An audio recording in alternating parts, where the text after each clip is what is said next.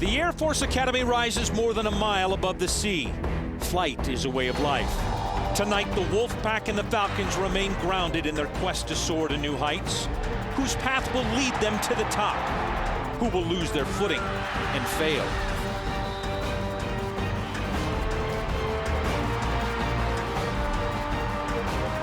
For those who push beyond their limits and perform at their peak, only they will reach the summit.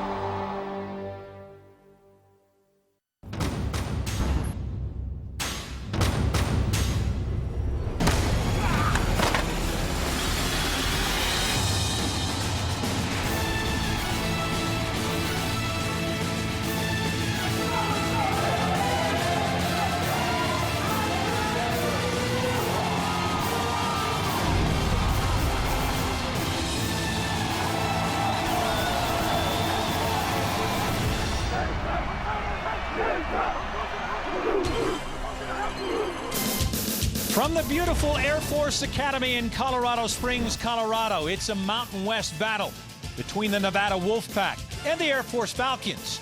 Tonight's matchup brought to you in high definition by LG. You take a look at the Mountain West standings. Two teams tied for second place behind Boise State. This becomes extra special tonight. Hello again, everyone. Brad Johansson alongside Marshall and NFL great Doug Chapman. Thrilled to be back with you. And we're seeing something special tonight in these two offenses, but we're seeing the best on the ground in the country in Stephon Jefferson. Yeah, if you haven't heard about Stephon Jefferson, you will after this game. The nation's leading rusher is going to be on display tonight. He has the three things you look for in a top-notch back. He's extremely tough, gets 30 carries a game often. They still can't stop him. Powerful. You never see this young man get knocked backwards, always finishing forward, great pad level, and he may not run a 4.2 or a 4.3, but he has game speed, gets to the secondary fast, gets to the next level, makes guys miss, deceptively fast, phenomenal running back. And he's got a dual threat quarterback in Cody Fajardo. Yeah, you can line Fajardo up at running back and he may get 100 yards a game. He's the best dual threat quarterback you may have never heard of in college football. Last year, he was the WAC Conference Freshman of the Year. He's built off that momentum this year, having a big season, can throw it, can run it. I'm looking forward to seeing him play. Well, the other quarterback, they're looking forward to seeing play here, and Connor Dietz is going to have to shoulder a big load tonight. He has to. Getz is out, their leading rusher. He's going to have a big game. When he does throw it, he's very efficient, and he can run it. He's the point man for this offense. The offense goes through him. He touches the ball on every play, has to understand that option, make the proper read. Hasn't been sacked and has not thrown an interception all year long. He has to have a big game to come out and set this pace on offense. Well, Cody Getz is out tonight. He was running step for step with Stephon Jefferson, but the ankle injury, he becomes our icy hot injury report tonight. I was really looking forward to seeing this guy play. Not the biggest running back you're going to see to put up the numbers he does, but very, very shifty, quick, gets out in space, will make you miss. I watched him earlier this year versus Michigan, went to the big house, scored 3 touchdowns, almost got it done, almost beat him and shocked him. Wanted to see him, but this Air Force offense is exciting without him. Two very interesting offenses, and for more on that, let's throw it down to the third member of our crew, and Tammy Blackburn. Well, there's going to be a lot of offense, guys, like you mentioned, and for me, I'd like to present a challenge. That's a Twitter challenge to both of the fans. That's right, for Air Force Falcons, it's going to be about tweeting me, how will the multiple offense beat Nevada? For the Wolfpack fans, why is the pistol offense superior? Throughout the game, I'm going to have updates, and at the end of the game, I'm going to crown a champion. I hope to hear from you. The champion fan base will be crowned based on creativity. Oh, Tammy, the gauntlet has been laid. Let's take a look at the coaches for this evening. Chris Ault, 28th season as the Nevada head coach, a 68 grad of the Wolfpack.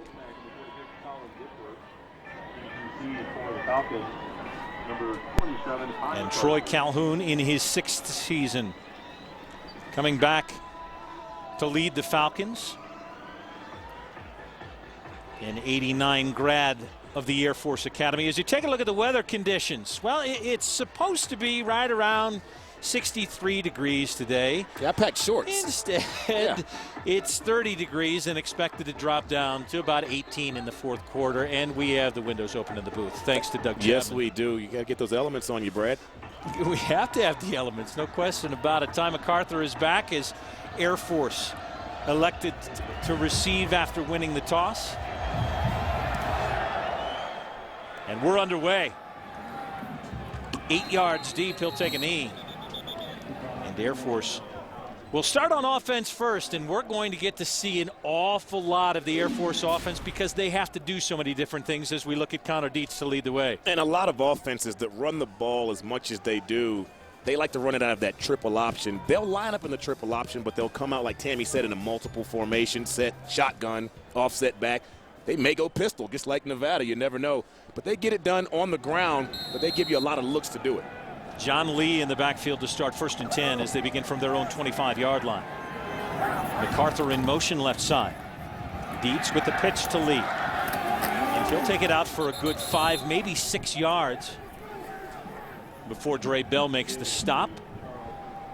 And there's one of those looks. They come out and they run the little option toss to the left. Instead of putting the quarterback underneath the center and dotting the eye of the tailback, they just do an offset deal and run it from the shotgun. Now they line up in a power eye. Wes Cobb will dot that. First man through and push the pile for a couple of yards. Jeremiah Green in on the stop. The play clock's not going to drop too low tonight, is it? Yeah, it's not going to drop low at all. They're back on the line, and that's very rare for running teams. You see this a lot out of passing teams, not much out of running teams. And on 3rd down, push the pile through for a first down across to the 37-yard line, and they will move it quickly. They'll move it quickly and watch for a lot of different guys touching the football. They're trying to outpace Nevada. They can't play with Nevada up front size-wise. They're a lot smaller, so they're trying to outpace them now with the tempo of their offense. Different sets, and Dante Strickland in motion and sets himself back on the right side.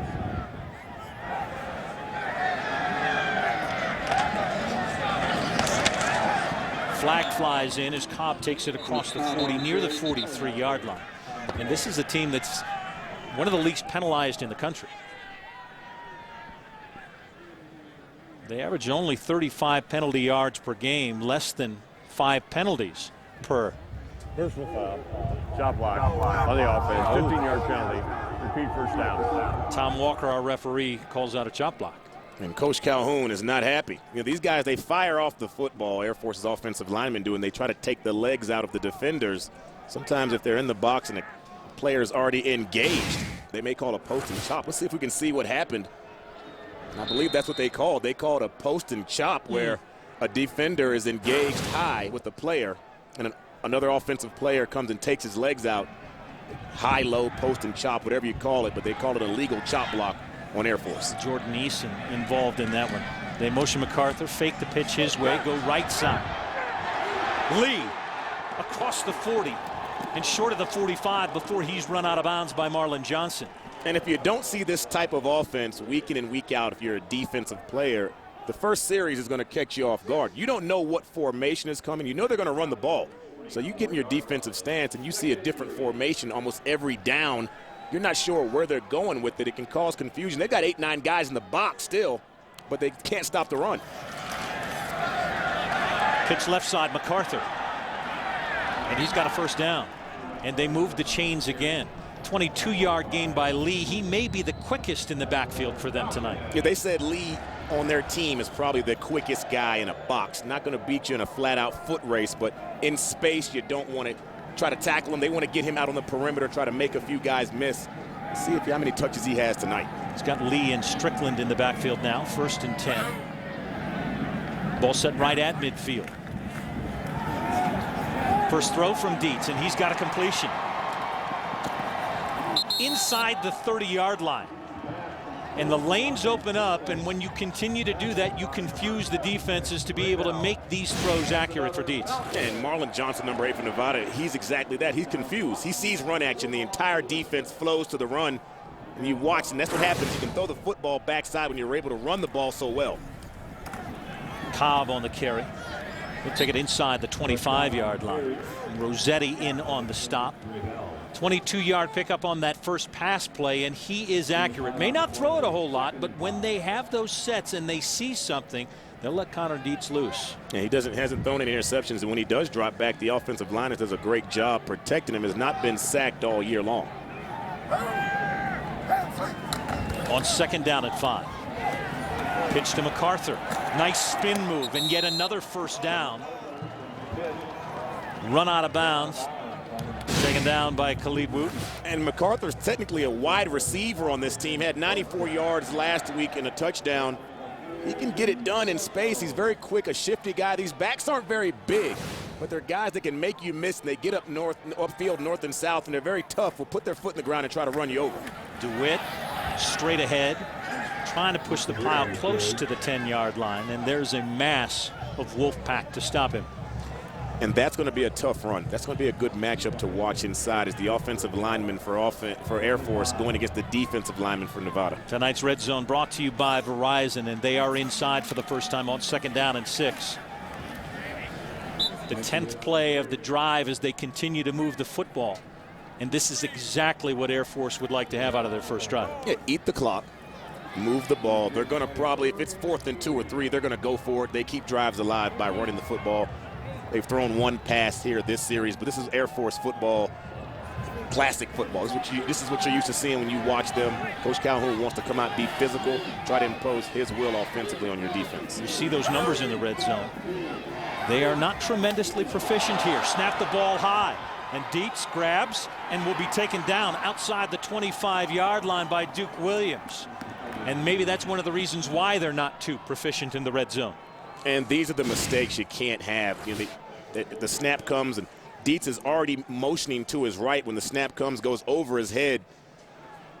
Excellent play by Duke Williams to bring him down. It makes it now a longer field goal and takes you completely off script what you want to do offensively. Parker Harrington to kick now. Harrington only 1 of 6 so far on the year and a long of 22. This a 45-yard attempt. We've got a whistle, and it looks like a delay of game. Offense. So this may change the thought process. Is he capable from 50? They got the timeout before the delay of game. So we'll take the timeout with them. 10-12 to go in the first. No score.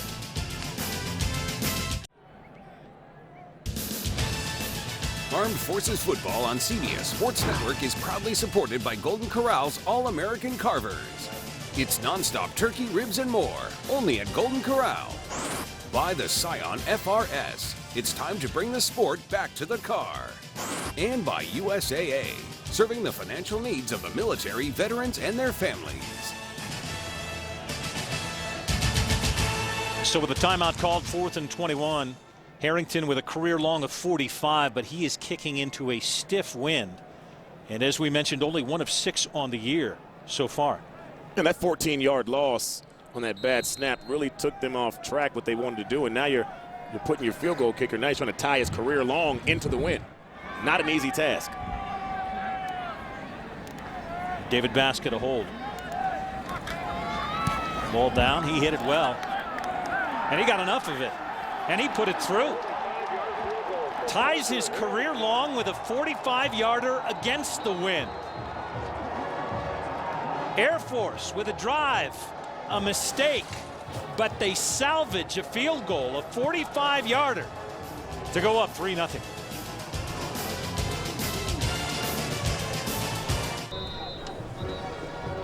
Take a look at the Air Force drive, 11 plays, 48 yards, the high snap. Turned into a field goal try on 4th down. And Harrington put it through for a career-high tying 45-yard. Yeah, if you're an Air Force fan or a coach, you have to be happy you get points out of that drive. But overall, playing against this Nevada football team with as much firepower as they have on offense, when you get trips in the red zone, you'd rather come out of there with touchdowns. Just hope that doesn't come back to burn them at the end of this football game. So on top 3-0 on their first drive. Bryce Canada will let this one go. It'll be Nick Hale and Kendall Brock who are back deep.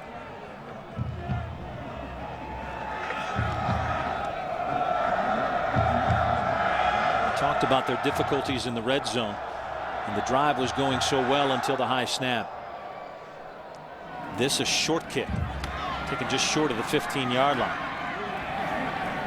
Across to about the 28. So we take a look at Cody Fajardo. had a nice week last week. 29 of 40, 304 yards, and threw for 3 TDs. Yeah, threw for 3 touchdowns and didn't throw any interceptions. He's a young man that once he gets hot, 70% of his passes he's completing on the season. I tell you, you may not know who he is, but after this football game, you will. Coach says he just gets better all the time, and that sometimes is series by series. So he begins his first one now. With a man behind him, Stephon Jefferson, the leading rusher in the country. They start from their own 29.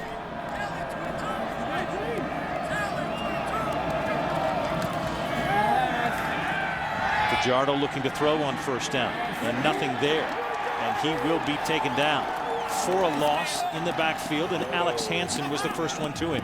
And they come out with trips to Fajardo's left. They run out of that pistol, and that's an excellent job by Air Force on the back end with the coverage, giving him nowhere to throw the football, and then the defensive ends and outside linebackers keeping contained, not allowing him to get to the corner and get upfield. That's how active they have to be. They're not going to line up and be able to just manhandle this Nevada front. They've got to run well and shoot gaps. And Jefferson is dropped in the backfield.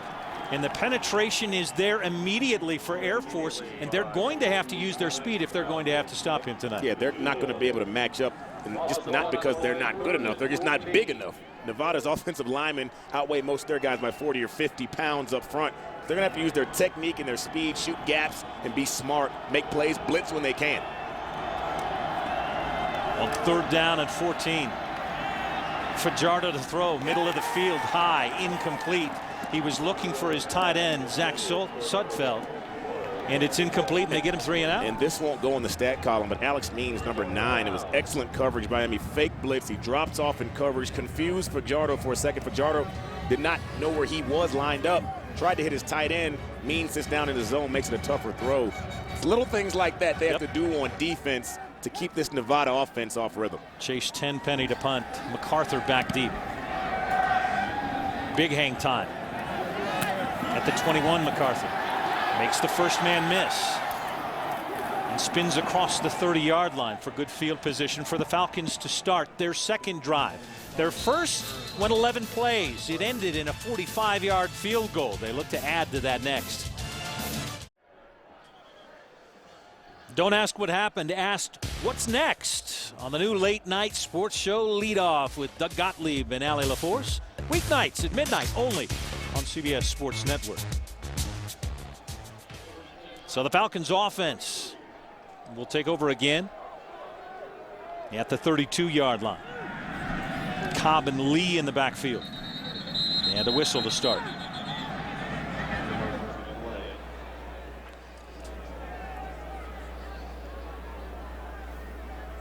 See what Tom Walker has to say. Snap before they're ready for play. Reset the down. Weren't ready to go. Yeah, Tom Walker just wasn't ready yet. You gotta make sure that. Take a look at this. Alabama considered by many the best offensive line in the country. Take a look at the weight difference between Alabama and Air Force. And you look at Alabama, their offensive line is the size of, they're bigger than a lot of NFL offensive lines. 60 pounds or so, maybe. The ball on the ground. Looks like the Wolfpack came up with it. It is Nevada football. They collect the first turnover of the game, and it's Duke Williams. That's what you can't do if you're Air Force. You can't turn the ball over, and you especially can't turn it over in your own territory. You see, there's a lot of ball handling in this offense. And it's the mesh point there. That's not where the issue was. It's just a deal. It looked like the ball just squirts out as Dietz goes to the ground. And he just didn't have 2 hands on the football, and ball pops loose. Yeah, ball pops loose. Nevada falls on it. Now they get the ball back with excellent field position. Well, you mentioned it. They can't make mistakes, and Coach told us that was going to be a key factor in this one. Stephon Jefferson takes it down to the 30-yard line. And watch Jefferson when he gets in the hole and he gets north and south, puts his pads down. He'll turn a 1-yard run into a 4-yard gain. Legs are always churning. Body is always leaning forward. That's why he's the nation's leading rusher. Talked about the power. That's the first positive yards for Nevada, and more coming from Jefferson, who will take it for a first down to the 21-yard line. And Air Force saying the ball popped loose, but it was marked on the ground as Christian Spears runs back with it. Let's see it one more time. Jefferson, slow. See him coming through. He's got the ball in the left hand. He protects it, and he was definitely down. Ground causes that fumble, but like he may have gotten something in his eye. Got up a little gingerly and holding his face mask. A little something from the turf. Handoff straight up the middle.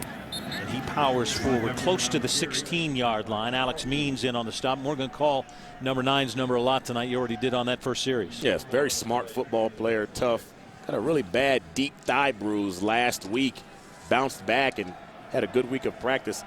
We talked to the coaches. They said he might try to fight one of us if we try to keep him off the field for this football game. Second down at 6. Fajardo, right side, and run out of bounds. It'll be first and goal inside the 5-yard line as Spears runs him out. And he lost a wheel. Man, it's got to be frustrating defensively trying to guard this offense. You know what kind of runner Jefferson is, so you have to account for him. 4 blue jerseys around Jefferson taking the fake. Fajardo keeps it to the right, and the offensive line, they run that read zone, the zone look, but they just do it out of the pistol formation. Confuses defenses. You can't tell where the strength is. You can't tell where the backs are coming from. And right now, Nevada's having their way offensively. 84% in the red zone. Jefferson trying to add 6 here. Will be stopped short.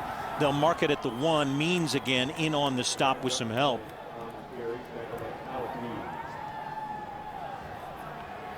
Jefferson last week, 32 carries, 108 yards, and a touchdown. And he's going against a defense that allowed Casey Carrier from New Mexico to run for 338 yards. So see if they can buckle down and stop the run tonight. Fajardo keeps to the goal line. Stood up.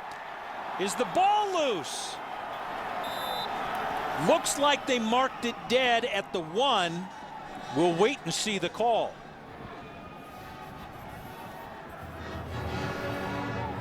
He looked like he had the goal line, and as soon as he got there, he ran into a brick wall. Yeah, he puts his foot in the ground, gets north and south. Doesn't reach that ball across the plane. Not able to. He runs into blue jerseys. They take him back. Nicholas was the first one to stop him.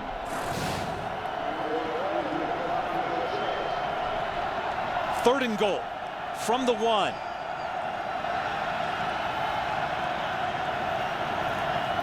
Fajardo to the goal line, touchdown. The dual threat takes it in for the first touchdown of the night. And that's how you get a team. You come out, they show the pistol look, they put an offset fullback in the backfield along with Jefferson. They fake the run, get it back into the flats, high-low the defenders, and Fajardo keeps it to the right, able to walk into the end zone. You've got a quarterback like Fajardo that can throw it and run it. He will definitely keep your defense on their heels. Allen Hardison for the extra point. Well, the turnover turns into 6. Dietz gets laid out, puts it on the ground, and the Wolfpack cashes in. Cody Fajardo on 3rd and goal takes it in himself. Wolfpack on top, 7-3.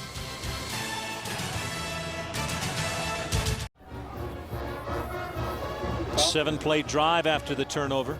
35 yards, 2:44 off the clock, and that man, Cody Fajardo, a little help from Jefferson, who tonight has 5 rushes for 19 yards, but it was Fajardo who took it in. It was Fajardo who finished the drive off, and when he rolls out, you know he can throw the football, so as a defender, especially a second-level player, linebacker and defensive back, you have to respect. You can't let anyone get behind you. Then he's got the legs to burn you, takes it in for the touchdown. Well, we talked about his decision-making, and he is showing that in the first couple of drives here. Sometimes it's good to have a 3-and-out and kick, get it back, get another chance, and for Nevada, they did just that. This one 4 yards deep. MacArthur will take a knee as we take a look at tonight's University of Phoenix keys to success. And we talked to Coach Calhoun at length yesterday, and he said the things we have to do, they've got to excel at net punting. That means they can't allow big returns, cannot shoot themselves in the foot with penalties. And the one we got a little laugh out of, he said, I got to have 11 guys on the field. And we laughed, and he said, seriously, I have to make sure everyone's on the field, knows when they're supposed to be there, know your assignment, get to where you have to be. It all ties in. I tell you, coaches, you talk to them sometimes, they give you some different keys than you're used to hearing. It's all about discipline for this coach. MacArthur on the pitch. Has a lane across the 40 and run out of bounds. Jeremiah Green got a little ride.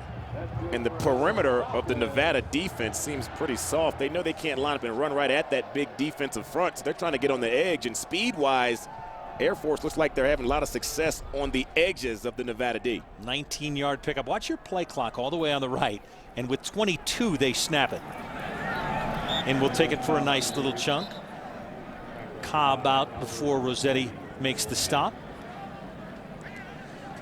As we'll have the clock for you in between plays. And usually you see this in passing offenses. Very rarely do you see this in offenses that run the ball as much as Air Force does. And this is actually, they're slowing it down right now, Brad. This is taking a lot of time between plays for them. Remember, we're 6,000 feet above sea level. And the oxygen is a little bit scarce if you're not used to playing. The pitch right side, Lee will take it out of bounds. Short of the 40-yard line. Rossetti runs him out. Did you ever play in this altitude and have that feeling? And we played out here at Denver. Actually trained out here before the NFL Combine after I left college. And the first 2 weeks I probably threw up every single day during training. My legs were weak, and it takes a while to get used to. This one will go a little quicker than the last. Or so I thought.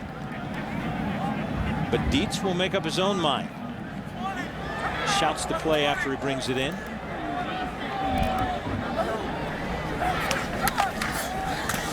First through. Inside the 40, down to about the 38-yard line.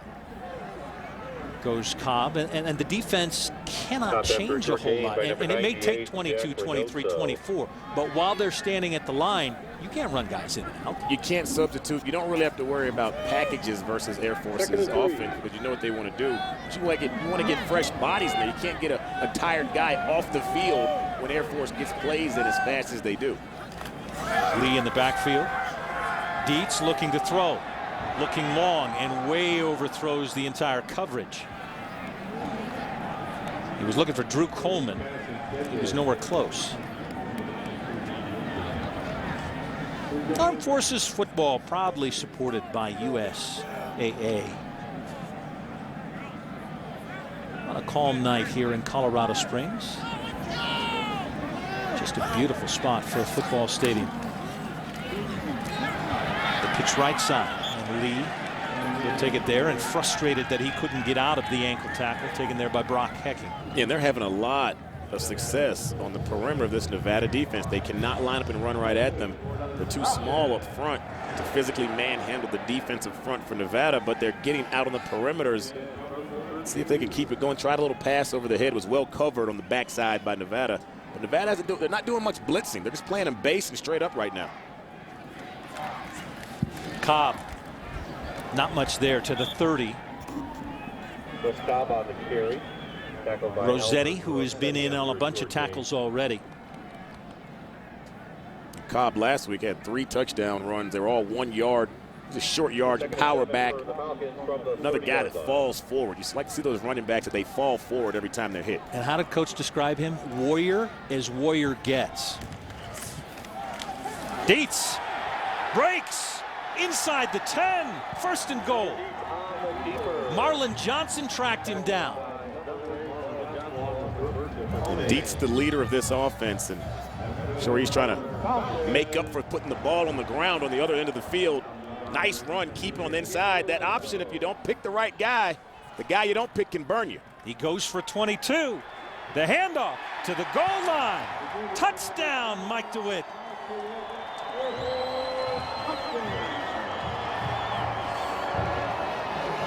Well, they left him huffing and puffing on that drive. And you hold on to the football and make them guess, and this is what happens. You know what happens, you see DeWitt touch the ball, Cobb touch the ball, MacArthur touch the ball, Dietz touch the ball. You have 4 guys touching the football on that drive. You're not able to substitute your defensive lineman out, but you've got fresh legs carrying the football. Something's got to give. That's how Coach wanted it to run. Extra point is up and through. And Air Force is back on top. And here come the push-ups. Doug will do them along with them all night long here in the booth. The cadet wing ready to go. They are fired up. This isn't even Section 8. The Section 8 still in the stands. Here they go. Drop and give me 10. That was you this morning in the gym, wasn't it, Brad? Oh, I have a lot more than this, Doug.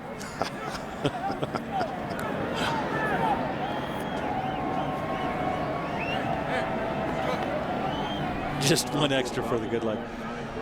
Well, they went 9 plays, 75 yards, and they had a couple of big ones. Number 11, one of them. And Dietz calls his own number, keeps it in that A gap, cuts it back, gets to the secondary. Watch him protect the football as he goes to the ground. You see how they finish it off here with DeWitt powering his way in for the touchdown.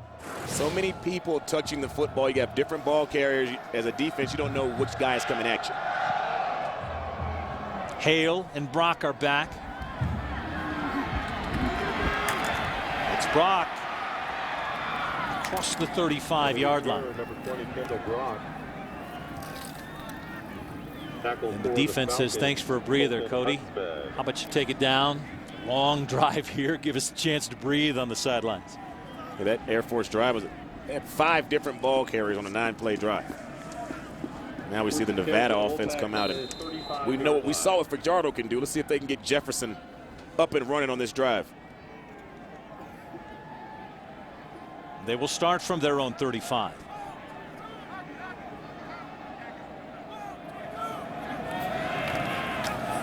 Fajardo keeps and takes around the left side. Fajardo on the keeper. He doesn't seem to be faced by the altitude whatsoever. Let's throw it down to the third member of our crew, Tammy Blackburn. You staying warm, Tam? Well, guys, we talked about Nevada's pistol offense, and well, head coach Chris Alt for Nevada, he was credited with inventing it. He and the Nevada running backs coach at the time, Jim Mastro, in 2005, actually went down to the locker room. They took a towel, they taped up the towel and used it as a football, laid some tape down on the locker room floor. And after that, it has been widely known as the pistol offense. It has been incredibly effective. It's called the pistol because it's shorter than a shotgun 4 yards instead of a shotgun shot at 5 to 7 yards. Coach Alt says it's also a 1 bullet straight ahead, and he wanted to run the ball north to south, not side to side. A few bumps and bruises and anxiety from the running backs coach from Nevada, but then they settled in, and in 2009 led the nation in running, and tonight it's working pretty well. Yeah, it is working well, Tammy. You've seen the pistol many times before. What makes it so effective? I think what makes it so effective here, Coach Alt is the guy. He gets the guys to buy into it, and they're so creative with what they do with it. A lot of teams try it, but they don't do it as well as Nevada does. They also will out-formation you, and you have the skill set of guys like Fajardo and Jefferson running that pistol offense to make it look really, really good. Fajardo slides before being taken down by Chris Miller after a 16-yard pickup on the play before to his tight end Sudfeld. Sudfeld described just kind of as a football player. They prepared for him to be one of the keys in this offense because they weren't sure about their wide receiver set coming into the year. And he's 6'7", 260 pounds. Yeah, that big. Just throw the ball up, let him go get it. 2nd down and 6. Back in Falcon territory. Jefferson just met with a whole lot of blue jerseys tonight in the backfield. And we talked about it. Jefferson's not really a speed burner. He needs to get a crease to get going. But if you don't give him that crease, you shut him down. A high snap, he gives it to Jefferson. He has nowhere to go. Immediate pressure in his face. As soon as he gets the football, he's got Jared Jones on him. Brings up a 3rd and 9 for this offense. 3 carries for loss out of his 6 total so far for Jefferson. Fajardo to throw, pressure coming, and he will go down. Back at the 42-yard line.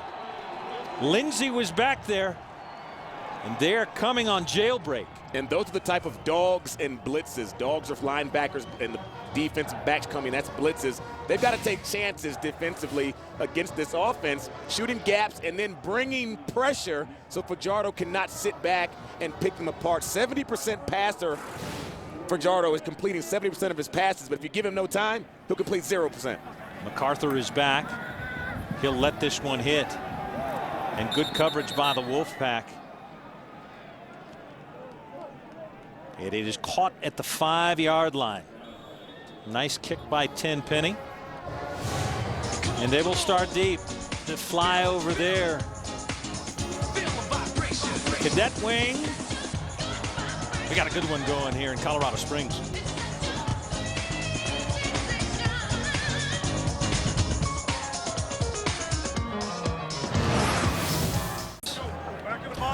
And that will be it. Starting deep in their own territory. Defense getting it done. The undersized defense with the speed and discipline getting it done against Nevada right now. Yeah, discipline is not an issue for this Air Force football team. Cobb the deep back on first down as they start from their own 5-yard line. MacArthur the motion man.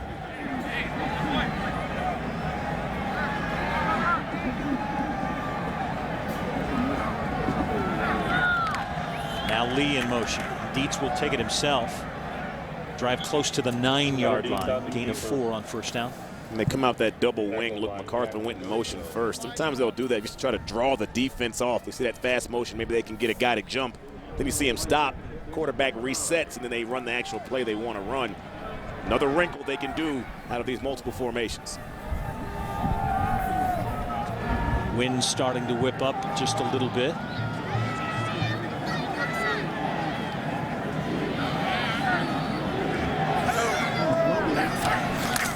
In with another multiple set. Dietz with the pitch on the left side.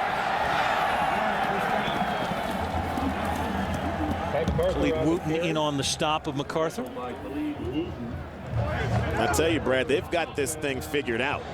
They can't run downhill on Nevada. They're going to go outside on Nevada and get on the perimeter of that defense. And they've done a great job. Nevada's corners and outside linebackers, their defensive ends, got to find a way to keep contained. First man through, pushing it across the 20-yard line. So they begin this drive again from their own 5-yard line.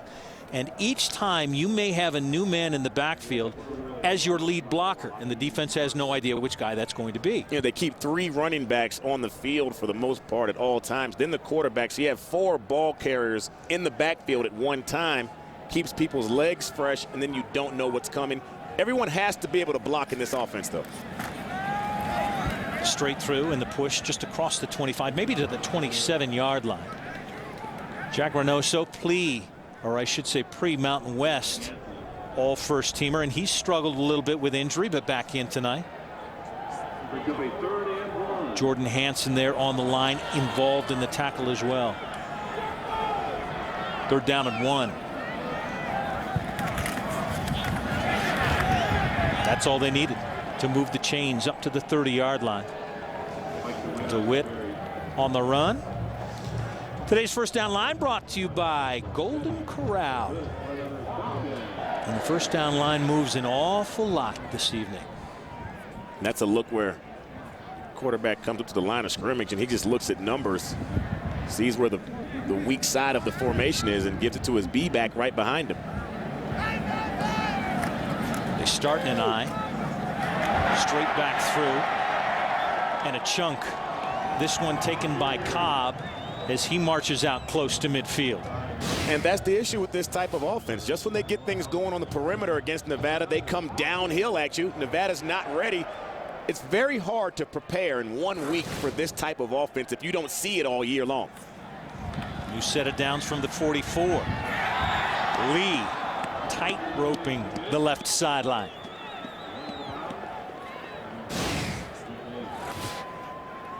Gets the pitch left side. Watch the footwork.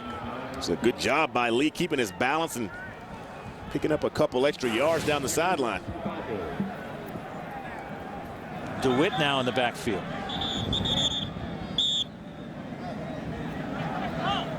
Now, when these two offenses go, you probably should have a scorecard at home on the couch just to adjust to the backfield to make sure you know what's going on. And if you're Nevada on defense, you're thanking the ref right there for coming out and giving a little bit of a breather to their defense.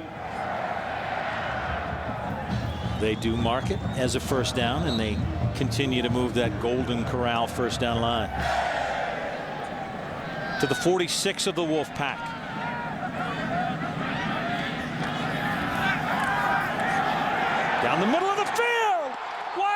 open. Touchdown! Dietz picks his time, and he finds Dante Strickland for a 46-yard touchdown. That's how it works. You run inside, you run outside, you get the defenders watching the quarterback, watching all the action in the backfield. And next thing you know, if you're a defender for Nevada, a defensive back, the same running back that has come and tried to cut the corner the play before, he's running by you. Very hard to defend this type of offense unless you see it week in and week out. Absolutely nobody with Strickland. And Dietz knew it. Drops to throw, and this is easy a pitch and catch as they come. A 46-yard touchdown. Dietz likes what he sees. There you go. Brad and Doug, back to you. Now Dietz on the phone. That's a happy phone conversation. 8 plays, 95 yards, and a 46-yard touchdown tonight. You see him tonight, 2 for 3. That's efficiency. You don't have to throw it much. They don't do it a lot. But when he does, they're very efficient, and it usually results in big plays because you have guys blowing assignments and not watching their key. Then you get a receiver running down the middle of the field just wide open. 2 catches for Strickland. And they're not happy on the sidelines. Rossetti jawing. Missed assignments for the Wolfpack. And that's confusion. That's what happens when your defense is confused. You've got guys that are arguing. Whose guy is that? That's my guy? That's your guy?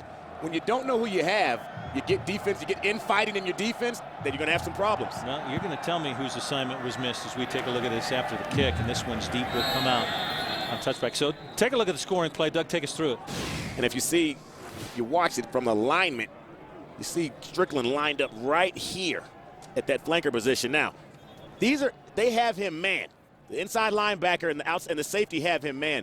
They've been running the football, and guys are looking at the run. They're watching the action in the backfield, and you see players are completely turned around. Duke Williams and Rossetti at linebacker 51. And you can just see the frustration here when you have guys, they don't know whose guy was who. Who had that guy? And they're just being they're blowing assignments, and they're not paying attention to their task right now. Fajardo wanted to pitch, nobody there to pitch to, and he goes down. In the last 17 plays now, 8 of them have gone for negative yardage for the Wolfpack. And they seem out of sorts on both sides of the football right now. They don't seem to be able to get things going on the ground. Fajardo's not getting to the edge. He's not able to get the ball down. He's not even getting time to pass. And then offensively, Air Force is clicking. Remember, this guy threw for 300 yards last week. Jefferson ran for 100 yards, and both of them are extremely frustrated here in the first half. 2nd and 12. Completion there to the 28. He's got his tight end again. Sudfeld, as you take a look at the defense tonight, and they are working it on Air Force side. We know they're not the biggest defense in college football, but these guys sure are active. They don't stay blocked. You watch how they fight off of blocks. They shoot gaps. They get penetration, and when they blitz, they get there. You love to see when you send a guy from your secondary that he gets back and gets to the quarterback in time to make a difference. They've been doing it all night. Defense is looking good. 3rd down and 6 from the 29. Time for Fajardo. Takes off and goes for a lot. Down the sideline, inside the 40-yard line, nobody went with him. A rare moment where the discipline failed for Air Force. He ran for 76 yards last week in a loss versus San Diego State. We know he can run the ball. They can line him up at running back. We know the type of skill he has coming out of the backfield, but you have to contain Fajardo. You cannot let the middle of the field part like that and give him a running lane because he will burn you. 35 yards on that carry. Coming into this one, he'd rushed 92 times for just short of 600 yards as we have an injured player down on the sideline. An Air Force player on his back. Can't tell who that is. It is difficult to tell with men around him. He is now up. He got popped in the head. I think it's Stephon Batts who got knocked in the head. Let's take a look and see if we can see the hit. Let's see where he is. Here he is right there. He got popped. Didn't see it coming. Those are the blocks that hurt. Colby, one of those tight ends from Nevada, cleaned him up. Glad to see him on his feet, but talk about getting your bell wrong. Colby Arends with a pop. But Nevada's in business. First down at the Falcons' 36-yard line.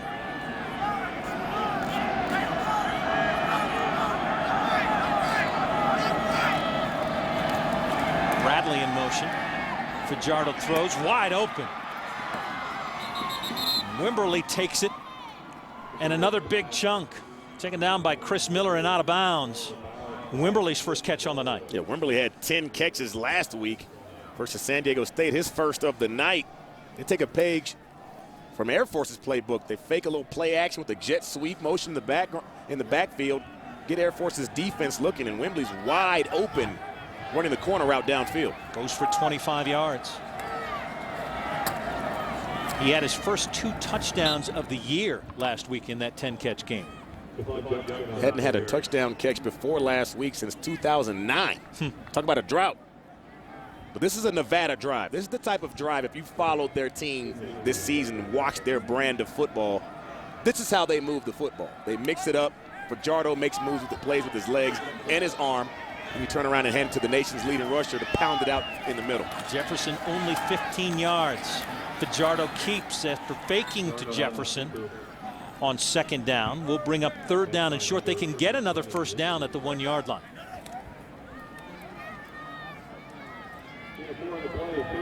In Nevada, they needed a drive like this. This is the type of drive they needed to get some confidence back. They know they have a high-powered offense. They've just been stumbling a bit earlier tonight, but so far on this drive, they're putting together a nice-looking one. Third down and 2. Jefferson gets the fake. Fajardo keeps, goes across the goal line for his second touchdown of the night. Cody Fajardo leading the Wolfpack back. And Coach Alt says, okay, you want to key my #1 ball carrier? You want to key him? You want to key Jefferson? Then Fajardo said, I'll take it in. And that drive was all Fajardo, throwing and running. Coach looking like he's saying, that's what I wanted you to do through this drive. Extra point is up and through, and for the second time, number 17 takes it in for 6. Cody Fajardo leading the Wolfpack offense back within 3.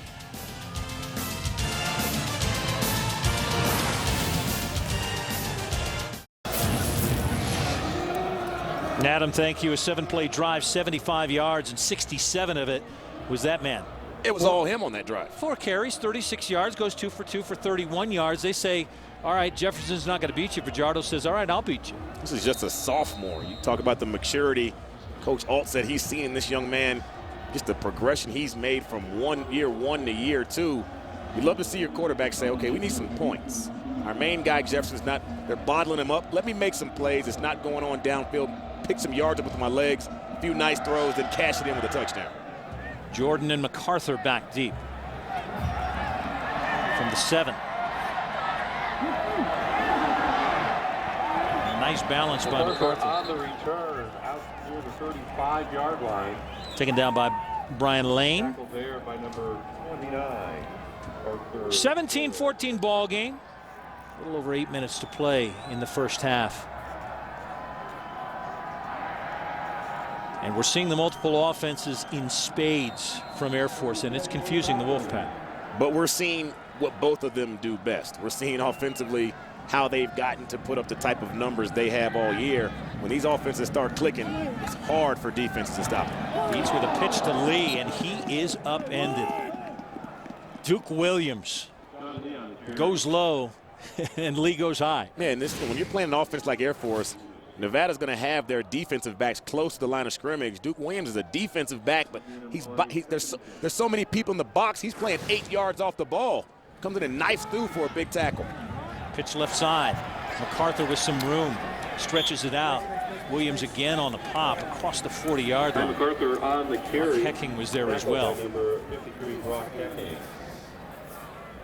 Well, the first 4 possessions so far tonight for the Falcons. First ends in a field goal after a 12-play drive. Dietz was the one who fumbled it. That turned into a touchdown. They've gotten points on every drive except for the one where they put the ball on the ground. And they do what they do best. Right now they're moving the chains, eating the clock up. And their philosophy is do what we do and keep the game close to the end. We want to be in games at the end. We feel like with the brand of football they play, Air Force here, they feel they can just wear you down, and by the fourth quarter, they're going to make a play and you're not. Lee motions. Fake the pitch to him. Go left side. Crossing midfield. Strickland. Taken down by Bell. And there's so many guys. It's how much can you do for me? What position can you play now? And Strickland obviously coming out in that and now working him into the offense. Yeah, we've seen Strickland's hands. He caught a touchdown pass. Now you see him running the football. And Nevada just cannot figure out this perimeter game that Air Force has going. They're getting those pitches working on the edges. They're not able to contain these guys. Cobb the deep back. MacArthur there in motion to the slot right. Throws quick hit to Lee, and there's room. Stiff arm to the 25-yard line. Williams takes him out, but everything's working. A little dinged up is Lee. MacArthur didn't even have to block number 24, Charles Garrett. He ran himself out of the play, covering MacArthur downfield. Open the lane up for Lee. We talked about these backs. None of these backs are big guys, but they run big. This is a 190-pound running back putting a stiff arm on a 245-pound linebacker. Jeremiah Green got a mouthful, didn't he? And Lee is angry. I think he got his bell rung just a little bit. Yeah, he did. He doesn't want to come off the field, though. But he's going to. They will give you everything they have. And we talked to Coach Calhoun yesterday, and he was telling us about just the typical day in the life of a student athlete, a football player here. And I mean, when he got done, I was tired just hearing their schedule. Well, if you're not familiar with the military, it is mind-blowing to understand what these guys are going through. And through the night, we'll kind of take you through that just a little bit to understand a little bit more about this football team. 1st and 10 with a ball at the 25-yard line. They will just power through. Cobb on that one, Rossetti on the stop. Here's Parker Harrington's schedule. He wakes up at 6:30. Astronautics 4:10, which is I know a course familiar to you. Aerospace Physiology 3:45. Oh, I aced that. We got to see this schedule again because it is mind-blowing. And it's day in, day out. It's the routine you know you're getting once you come to Air Force and commit to the academy. And no scholarships now. No red shirts, no scholarships. You get the practice and prep time for the meetings, 1:30 to 3, and then you'll lift for another 2.5 hours, get your dinner, do your homework, and lights out at 11 o'clock, and you get back up and do it all again. Typical college schedule. Man, I tell you, my hat goes off to these student athletes and what they go through on a daily basis. And then what they do for us and for our country. You got to love it. 3rd down and inches. Cobb takes it for a 1st down. This is the #1 team in the country on 3rd down conversions. And we asked Coach Calhoun, we said on 4th and 3, you know, maybe you might punt it. He said, oh, no. We're going for it. He said, that's a running down. We don't even look at this. We don't even look up and see what down it is. We're going for it. They've gone for it 19 times on 4th down. The pitch left side and another touchdown, Strickland. Number 20 in the end zone for the 2nd time. And he is one of 7 players in the country already this year who has run for, thrown for, and caught a touchdown pass in the same game. Did it against Colorado State this year. And he's going for the trifecta tonight. He's already caught one. We see him run one, and all he's got to do now is throw it. I wouldn't be surprised if he does. There's a lot of football left, but Nevada right now defensively, they're on their heels. You look at them, the guys, the defensive linemen are tired. Their hands are on their hips, and they don't know where the ball's going next. They're getting out-formationed, and they're confused in the secondary. They're exhausted, flat out. You don't know where it's going or who's going to get it. But number 20 has done it twice to the Wolfpack. Got a 10-point lead.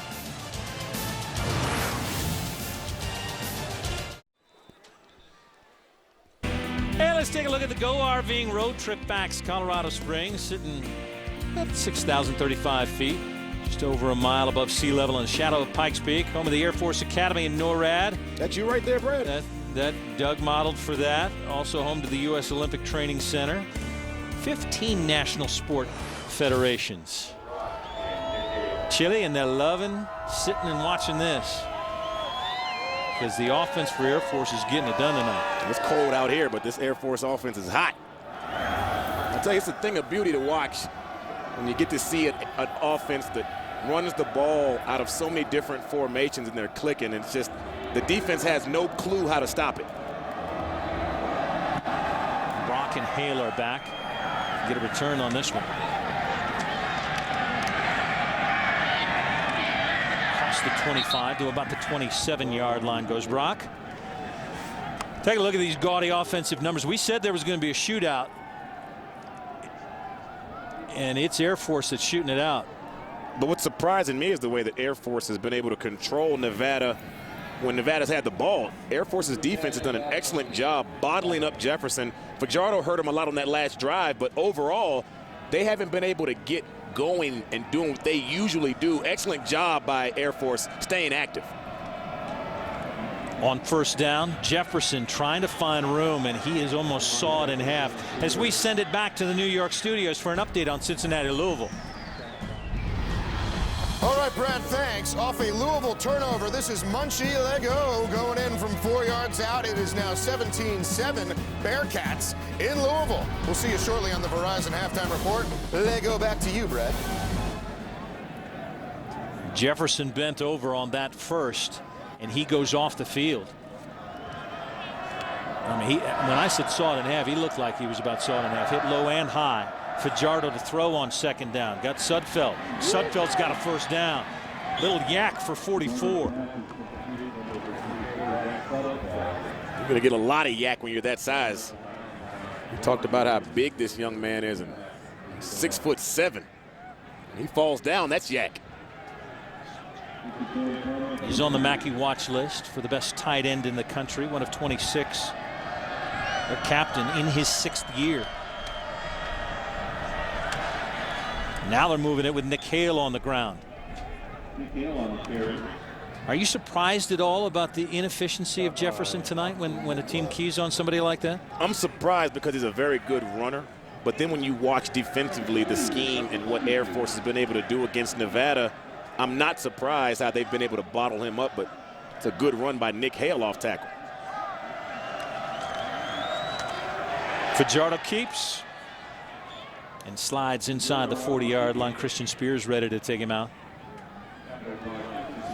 Armed Forces football proudly supported by Scion. We told you the car pulled in. Doug's going to take a little ride a little bit later, maybe at halftime. A little joyride. Just around the Air Force Academy, because there's really but don't speed over here. Very little security that will stop you, right? Yeah, right. About every 25 yards.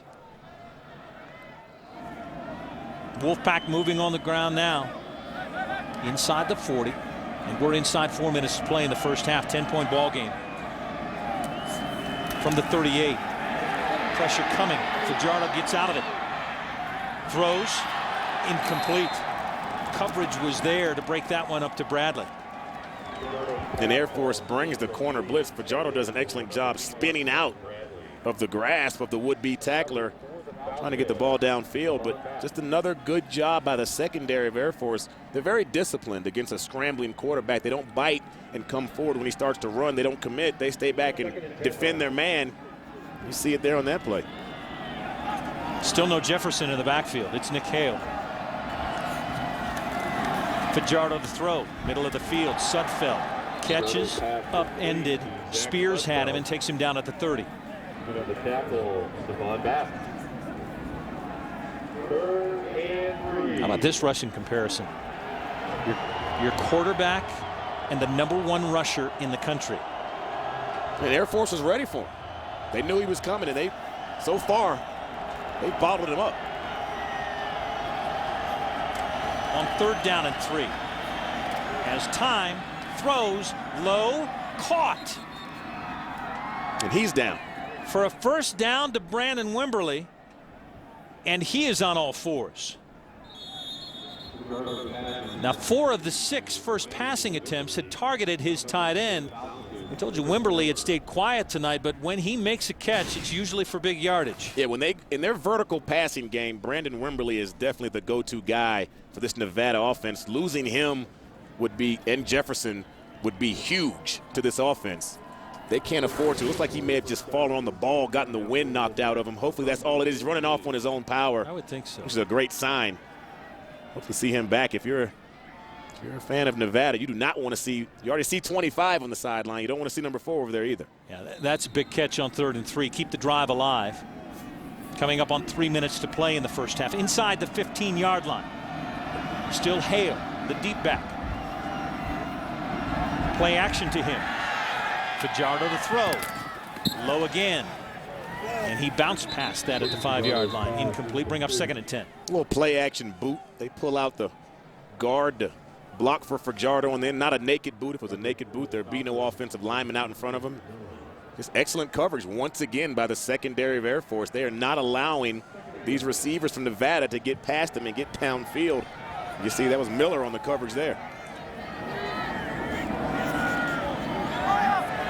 Fajardo on 2nd down. Has 2 wide left. Pressure coming. Gets it away to the end zone. Touchdown. He got Bradley in the corner of the end zone just in the nick of time. And Anthony Lacoste has been coming from the edge almost every play. Talk about Fajardo standing in there knowing he's going to take a shot, delivering a bullet. He takes a big shot. This is why they wear rib pads. Quarterbacks have rib pads for that reason there. Because they take big shots when they're exposed, their arm is up. But he hangs in there, delivers a nice ball to Aaron Bradley. Boy, Brian Lindsay is shaking his head and saying, if I could have gotten there a second earlier, I popped this ball loose, and it's a very different situation. Instead, Fajardo gets it to Bradley. The Wolfpack's back in it.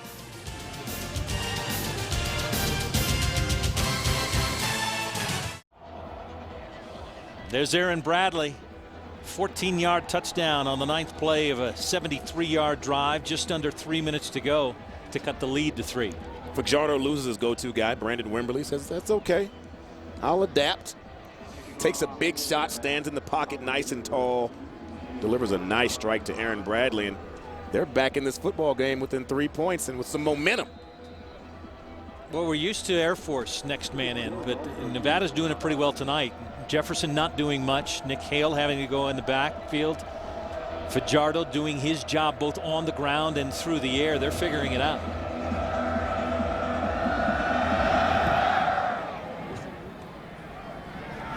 MacArthur and Jordan back. This one short. MacArthur will take it across the 15. Maybe to the 17-yard line as we take a look at tonight's Scion first half key players. We talked about it. Fajardo, dual threat, can get it done with his legs and his arm. He's got 3 touchdowns already in the first half, over 100 pass yards. He's going to have to continue that because we're not sure if Jefferson is going to return this football game. And Strickland, we talked about him. He can throw it. He's caught one tonight, run one in. I don't know who's going to touch the ball in this Air Force offense, but whoever it is going to get positive yardage. From their own 17, Dietz keeps. Not much there, but we'll take it across the 20. Connor Dietz on the keeper. At least a 5-6 yard pickup on first down. They'll take that. Jack Reynoso in on the stop. You said number 11 was going to have to shoulder the load. He's done it pretty well tonight. I don't think people understand how tough you have to be a quarterback in this style of offense because you get hit almost every play with or without the football. The push forward, across the pile, across the 30 to the 31-yard line. Bell in on the stop of Webb. And back to the line of scrimmage. No rest for the weary. 19 first downs already on the night for Air Force. MacArthur stretches, cuts back in, across midfield. And you can tell this Wolfpack defense is tired. Tackle by number 51. They are finding ways to get it done. Good for another Falcon. Strickland in on this one, and he continues to rack up the yardage. And not just that, look at the blocks of the running backs. Lee gets downfield and throws a nice block to spring Strickland. So you have to be able to run the ball and block if you want to play in this offense. Dietz on the play fake, and he dumps to Lee on the left side, breaks out of a tackle, takes it inside the 45-yard line. Lenny Jones with the stop. Clock continues to tick, and they continue to move. You see the 248 yards in the first half tonight. They're on pace for 500. On the ground.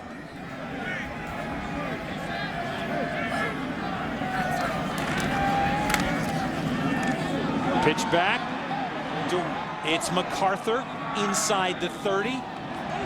Williams throws him back. He says, I'll just stay up. Let's line it up. We'll go again. Yeah, I suppose when you say I'm going to throw you down, you would like to see the guy go actually down. Actually down. MacArthur stays up, keeps his balance. Talked about these kids do not quit. The fight in these guys, you won't see this a lot. Dietz from the shotgun. Throws. Caught. Touchdown. Marcus Hendricks. His first catch of the night goes for 6. I tell you, Duke Williams is having a first half to forget. He's been burned on a couple pass plays. He's had a tough time deciphering and figuring out what's going on in the running game, and then you see him get some coverage. He's there. He just can't make the play. 6'6", 235, has had 5 catches on the year, 2 of them for touchdowns. Dietz says, I'm just going to throw the ball up and let my guy go get it. My guy's bigger than yours. I'm going to throw it up and let him go get the football, and he does just that. Well, the Wolfpack got right back in it inside 3 minutes to play in the first half, and inside a minute to play, Air Force jumps back on top by 10. If you see, right, it comes right off the edge. They flex the tight end out. Runs a simple out pattern. Williams is there. He just breaks on the ball and doesn't get high enough. Not able to get his hands on the ball. Hendricks has got about 4 inches in height on him. And I tell you, Duke Williams is having a rough first half. Did I ever mention, as you think about all of these push-ups that are going down for the cadet wing, how efficient Connor Dietz was when he throws the ball? Still yet to be picked off this year. Yet to be picked off, but when you got guys like Hendricks that'll make a play for you. You know, that was a ball that could have been tipped down or could have been batted down. But that's just Hendricks going up and making a play, and Dietz having the confidence in his playmaker. You know, looking at the mismatch. He said, I got a bigger guy on a smaller guy. I'm going to put the ball up high. If my guy doesn't get it, he may knock it down. But you got to let my guy make a play, and he does just that. Okay, we told you if we had an average game, we'd have about 73 points tonight. We're halfway there. We're on pace for a hundy. Ball's loose on the ground. Who's got it?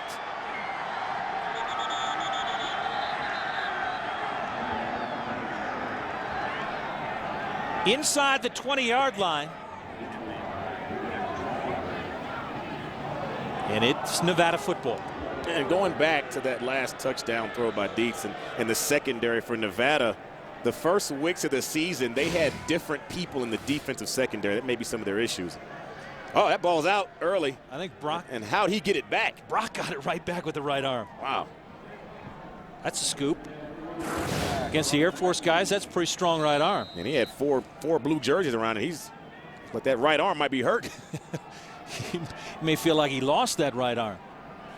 All right, Stephon Jefferson is back in the backfield, but he has been completely ineffective in the first half. The #1 rusher in the country. Here's your guy, Fajardo, all day long to throw, but not much there. Got it to Bradley at the 30. Clock continues to tick, Doug. Air Force is going to be happy to just rush 3, maybe 4 here with 35 seconds left before halftime and drop 7 or 8 in coverage. So 25, just unable to do a whole lot this evening.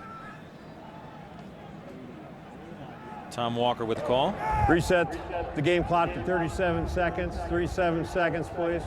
So they get 2 more. So you take a look at our total yards tonight. And Nevada, the only team in the country coming in to average more than 260 through the air and 260 on the ground per game. Look at what they've done so far tonight.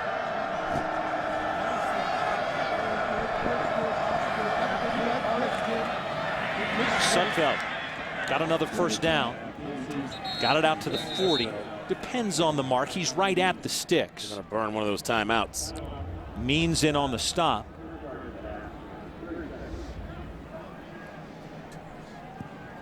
Air Force has said Jefferson will not beat us tonight.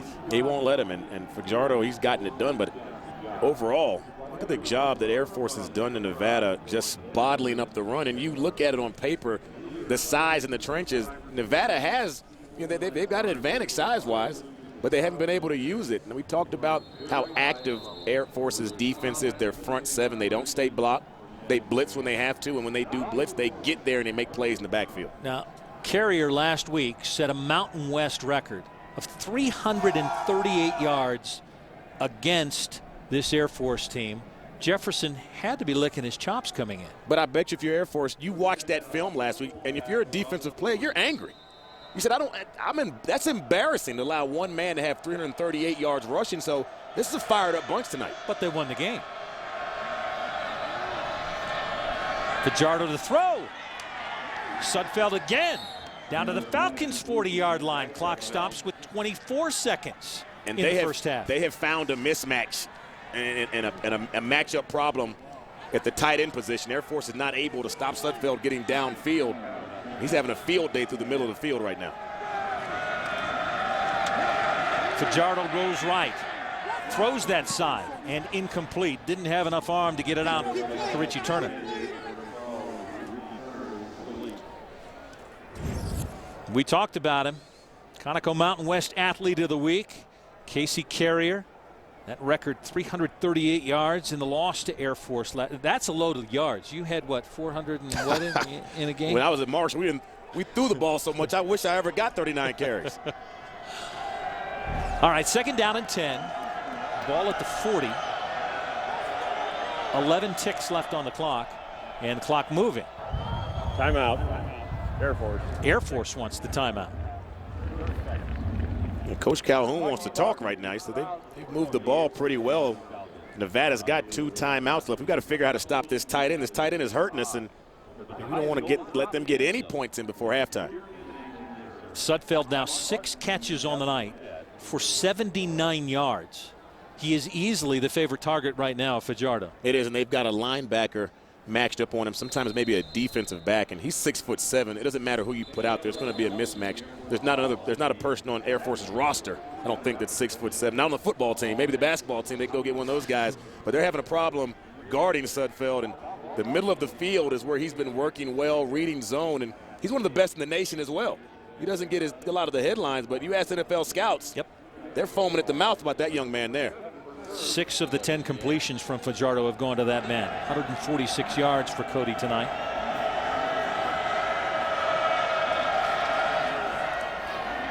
Looking to throw long right side.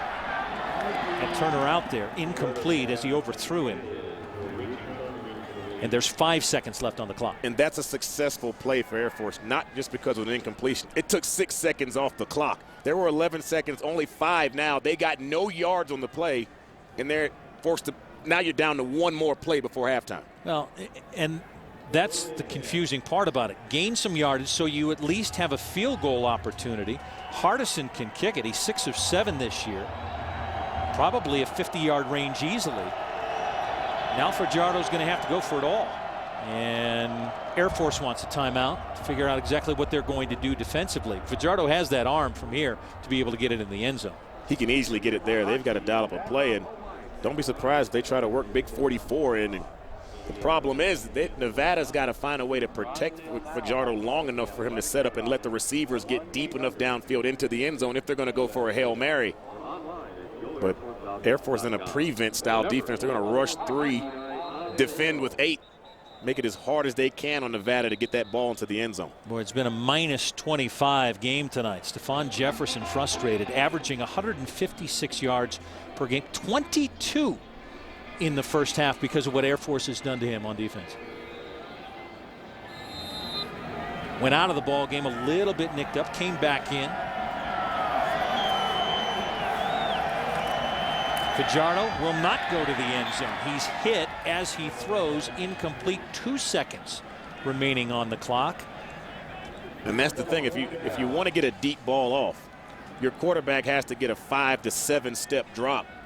The offensive line for Nevada can't protect that long so far. The defenders for Air Force, they're only rushing 3, and they're getting pressure on the quarterback. Chambers got there. Now they look like they're set up for the Hail Mary. 2 seconds. This will likely be the last play of the first half.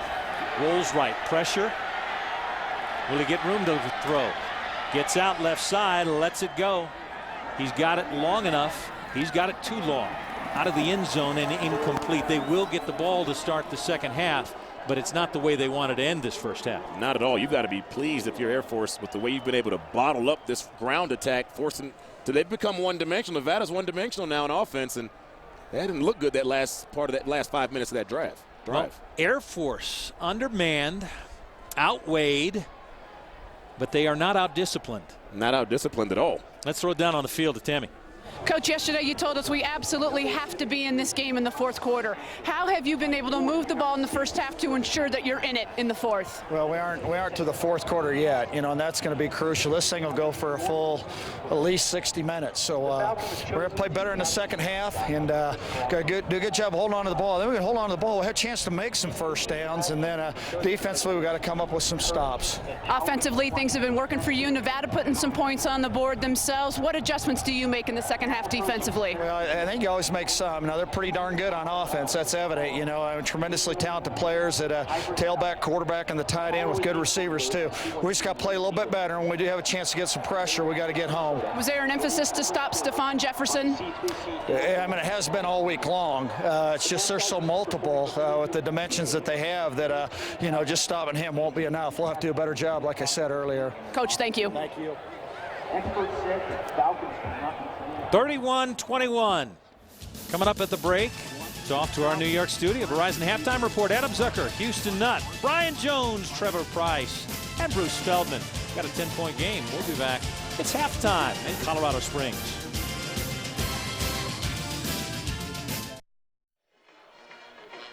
Ten-point lead for Air Force at half. Let's throw it down on the field to Tammy Blackburn with Coach Chris Hall.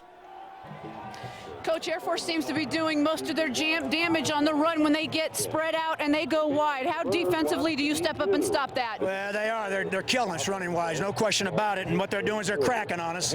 We've got to get outside the cracks and play down much, much harder this half. Speaking of the running game, Stephon Jefferson, 9 with 22 yards. You got to get him more integrated. How do you do that? Well, we can throw on him pretty much. We're going to throw first and then bring Steph back into the game. They're doing a nice job defensively. We got to have the ball.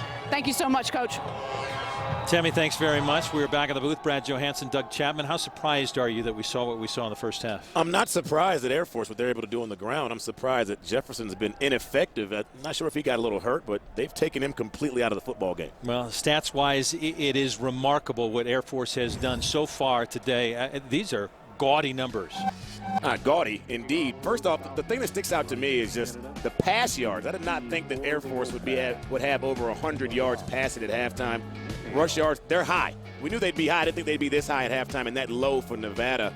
And then tackles for loss. They have spent the first half, Air Force has, in Nevada's backfield. Those are your 5-hour energy first half stats. Take a look at how they did it outside, Doug. They did it outside, and they can't match up up front with them, so they have to go outside in the perimeter. It starts with the blocking of the running backs. They did it by committee. Cobb, MacArthur, Lee, Strickland. It didn't matter who got the ball. The other guys were out on the perimeter blocking. They were cracking back inside on the linebackers, able to get good kick-out blocks from the defensive backs. Offensive linemen getting up to the second level, blocking the linebackers. And then the running backs are off to the races. You didn't see a running back touched until he was in the secondary.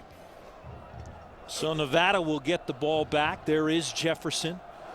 His 156 average. He will have to have a spectacular second half, which he's had before, to reach those numbers again. Short kick. And good field position across the 30, maybe to the 34-yard line for Fajardo to start. And even without Jefferson, I would say he redeemed himself pretty well in the first half. Oh, he did. He took the offense and put it on his back. And we heard Coach Alt say coming out of halftime, we're going to let Fajardo throw it. and then we're going to try to get Jefferson mixed back in. You don't take the leading rusher in college football and just take him completely out of your game plan. He's got to be involved in your game plan, but we see now that Air Force is taking him away, so they have to go to the air. They're going to test the secondary out here in the second half. On that final drive of the first half, incomplete on his last 4 attempts as he tried to get into scoring position. They'll keep it on the ground this time. And there's the first big one for Jefferson as he lays out an assistant on the sideline.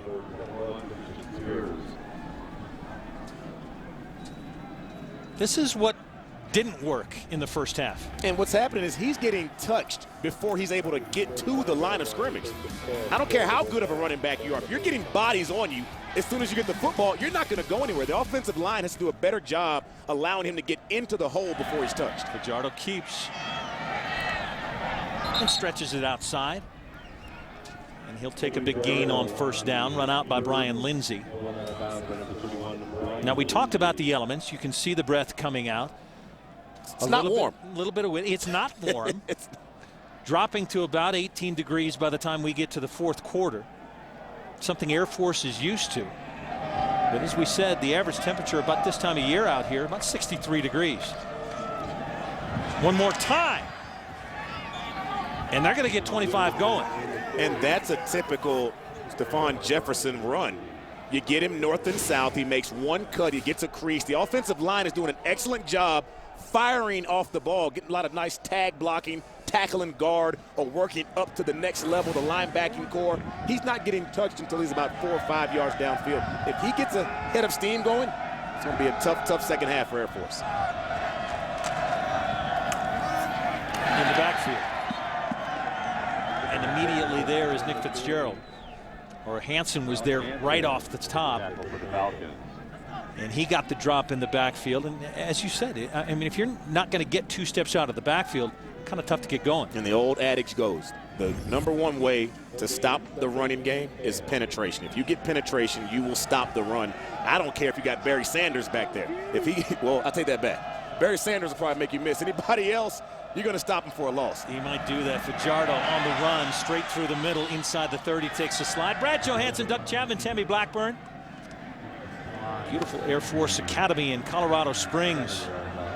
Join us on Twitter for the conversation. Tammy's got that set up for you tonight. The battle between the two offenses. And we're going to have, you think we'll hit 100 tonight? We said maybe an average of 73 points, maybe about 1,000 yards. We're on pace for over 100 and over 1,200 yards. In the backfield. One more time. Chambers got back there. So what happens here, Doug? 4th down, maybe 2 yards to go. Looks like he may have gotten back to the line of scrimmage, so it is 4th and 2. If I'm Coach Ault, I'm leaving my offense out here. We have to make a statement right now because Air Force has been kicking their butt first half. And he is leaving them out there. Set the 2 tights on the right side. Sudfeld, the main target in the first half, out on the right. Fajardo will keep. Won't get there. Stopped in the backfield by Brian Lindsay. Came around the right side. And the defense holds Air Force with its speed. Getting into the backfield on 4th down. Lindsay with a takedown of Fajardo. They're up 10.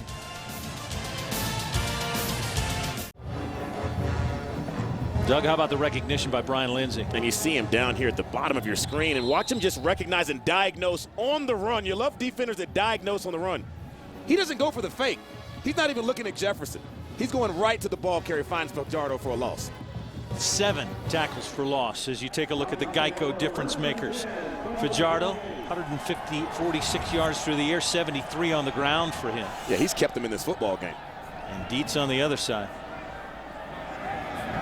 And Dietz gets to take control now with a 10-point lead. First drive of the 3rd for Air Force. Cobb through the middle.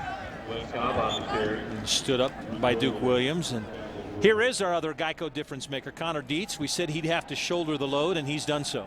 And we talked about his passer efficiency rating Now, he hasn't thrown an interception, but I'm telling you, I did not think he would have 100 yards passing at halftime. He's had some wide open receivers because of the success of the running game. In his 9th semester, he's a kid who had hand surgery after the Utah game, broke that hand in 2009. Coach calls him the linebacker and quarterback. And the pitch this side, Lee with a big hole, ball's loose. Big break for Nevada.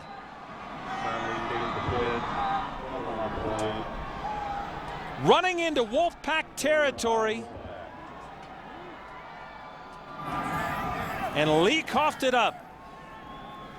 Take a look at it one more time. And a big run by Lee. Excellent blocking once again on the perimeter. They get out on the edge. And this is a good job. This is a good job of hat placement by Marlon Johnson, putting his helmet on the football. Ball pops loose. And just like that, Nevada's got this football back. Dre Bell comes up with its 2nd fumble tonight. Dietz had one earlier. And just like that, Nevada's back in business. They teach you to see what you hit. That's exactly what you got there. Johnson saw what he hit. He saw that ball, put his face mask right on it. Ball squirts out. Fajardo gives. Jefferson piles through. Takes it into Falcons territory at the 49. Stephon Batts in on the stop. He was dinged up earlier in the first half. Jefferson got awkwardly bent up early in the first half. Does not look like he's showing any signs of anything bothering him in the lower extremities from that. Came off the field for a couple plays, but has run strong here early in the second half. Takes it again. Another big hole. Another chunk for Stephon Jefferson. Started the first drive like this before they got to him in the backfield. And I love watching runners finish runs. You love, as a running back coach, you love to see your guy finish. And what I mean is, when you know you're going down, you get that contact, you put your shoulder down, and you take the defender with you. Jefferson is one of the best in the nation at doing that. A couple of first down runs. They'll go to him one more time. Not much there inside the 39-yard line. And he's used to getting a lot of carries. It's been 4 or 5 games this year where he's gone over 30 carries in the football game, so he's in game shape. I don't think this altitude is going to bother him at all. Fastest in Nevada history to get to 1,000 yards in a season. Did it in 7 games this year. As you mentioned, he had 40 carries against Texas State. Fajardo to the air, and that one's batted down. Alex Means gets his hands up. Goodness gracious, number 9 always seems to know where the ball's coming out. Yeah, last week he had a 65-yard interception return, stuffed the running back on fourth down to make a big play. And here's what they teach you. You can't get there. Be aware. Get your hands up. You see the ball come out, get up and bat it down. You can't get to the quarterback. You can still affect the play. Means shows you how. Gets his hands up, bats the ball down. Big third down for Air Force. 22 yards in the first half for Jefferson. 7 carries this half, 39 yards. 3rd down and 9. Sutfeld in motion. Fajardo throws the other side. Complete. First down Bradley, and he'll take it down to the 21-yard line.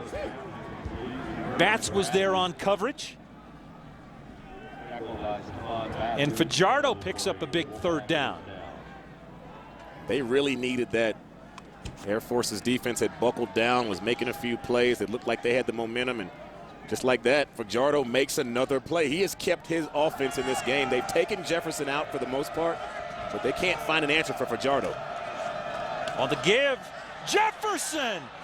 Touchdown! Another turnover, and just like that, the Wolfpack cashes in. Both fumbles have turned into 6 points.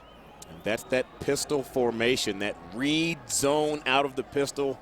The running back, you see him, he's about 7 yards deep. He can see the field, lets the blocks develop, and a back with the skill level of Jefferson. Look at the offensive line come off, get to the second level. The uncovered offensive linemen in zone have to get up to the linebackers. Excellent job by the front and getting Jefferson sprung for a 21-yard touchdown. So 25 is back on track. We said he'd have to have a big second half to reach his average, but turnovers turn it into 25. And 25 turns it into 6. A 21-yard touchdown. It's a 3-point ball game again.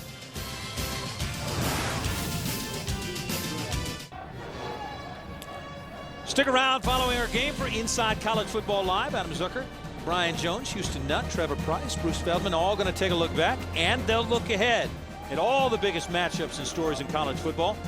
For the most complete coverage of college football landscape, you got to stick around. Inside College Football Live coming up next. How about Stephon Jefferson? Would this be the tale of two halves? That's what the great backs do, though. You can't hold them down for an entire game. You may get them the first half, but there's two halves in a football game. And he's showing you right now 8 for 60 here in the second half, and he's just getting started. You see him warming up, keeping those legs warm. Do not let him get hot.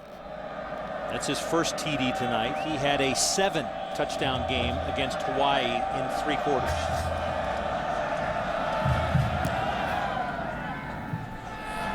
Arthur and Jordan back. This one will go out of the back of the end zone. Bring it out to the 25. He had 39 yards, did Jefferson, on that drive on 4 carries. But as you mentioned, the big one was after 5 incompletions. He got it to Bradley on 3rd down and 9 for 18 yards. And if you've watched him over the season, he's a back that gets stronger as the game goes on. He starts to feel out the defense, and it's like on that last drive, he felt him out, and he won't sit down on the sideline. Getting warm, isn't he? These keeps. He'll take it out for 4. Jordan Hansen.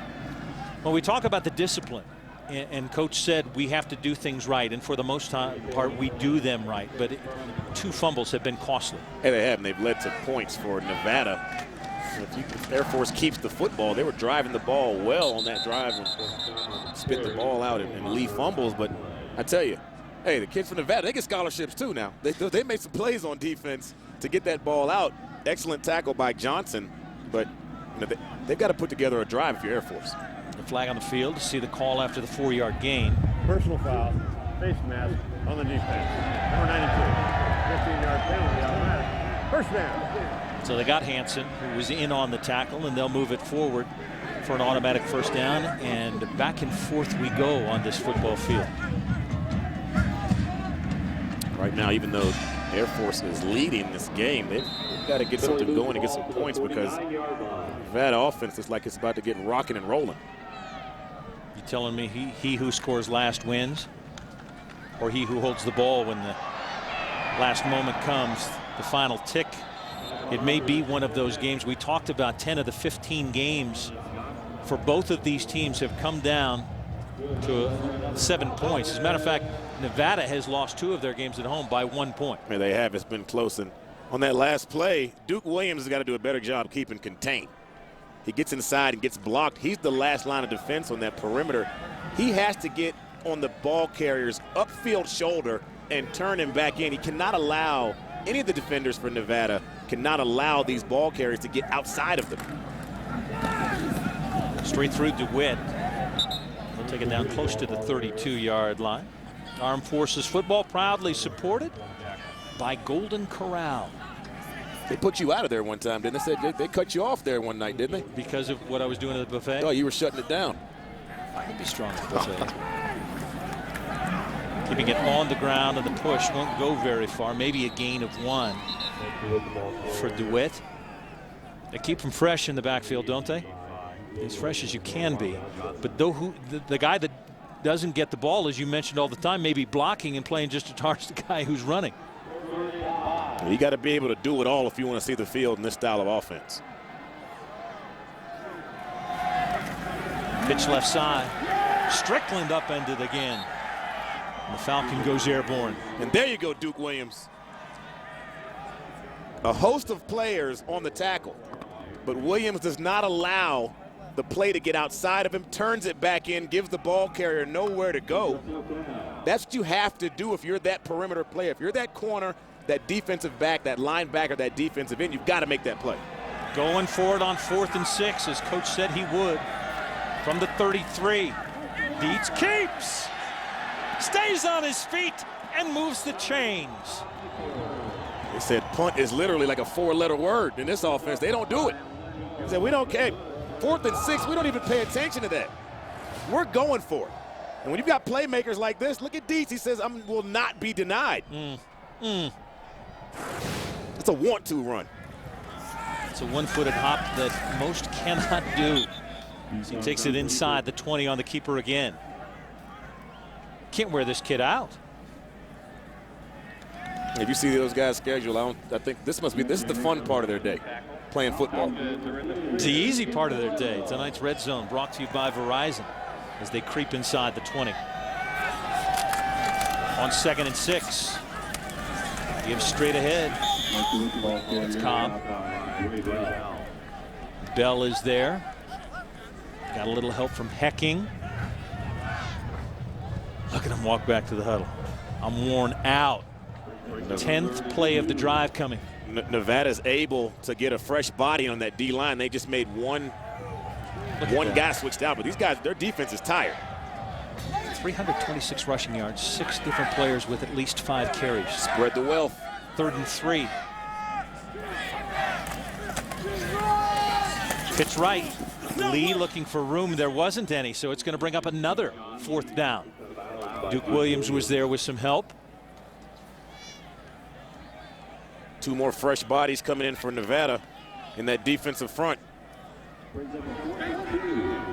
So the 10-play drive covering nearly 60 yards. They've converted 1 4th down. We'll have to do it again to keep it alive. 4th and 3. MacArthur the motion. Dietz hits a cut back in. Is it enough?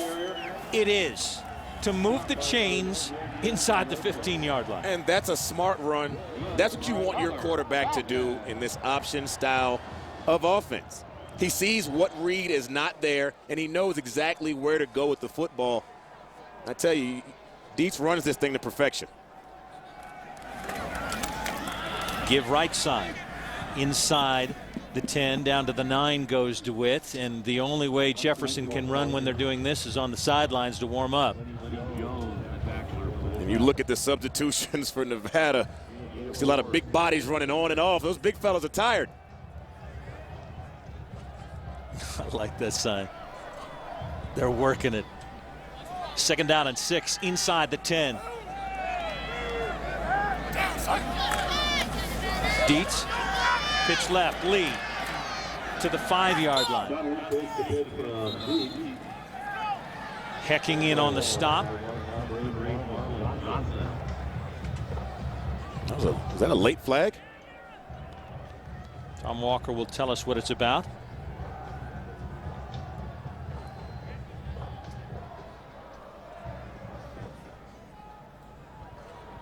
After the play, personal foul, unnecessary roughness on the number 24.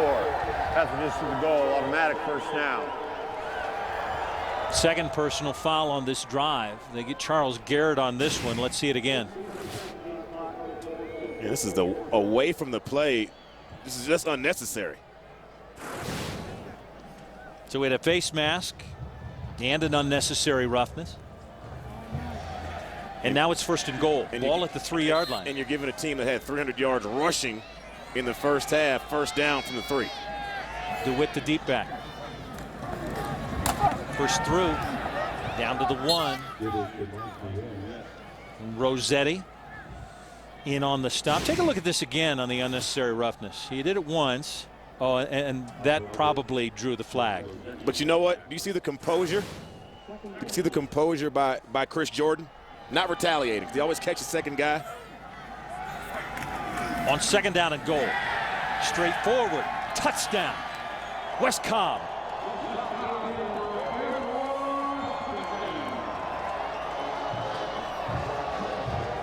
Nevada draws to within 3.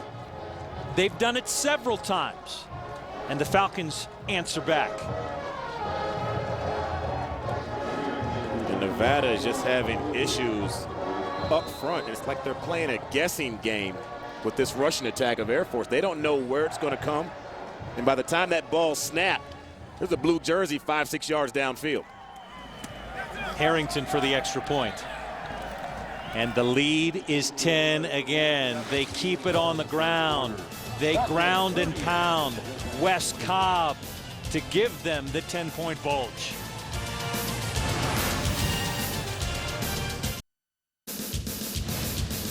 College football on CBS Sports Network is being brought to you by Icy Hot. America's #1 topical pain reliever. By LG, life's good. And by PenFed, offering great rates on mortgages, auto loans, and credit cards. Visit PenFed.org. Well, they push up for every point. Wes Cobb now with a career-high 84 yards on 17 carries. The touchdown after the 15-play drive. Doesn't matter who it is, they contribute. He had 3 touchdowns last week, his first tonight. Yeah, he went for 82 yards last week on 17 carries. He's topped that. He's going for 84 tonight, and there's still a quarter and some change left in this football game. You tired from all your push-ups? I got to loosen the suit up a little bit. Outgrowing this thing, man. Got a little bigger during this game.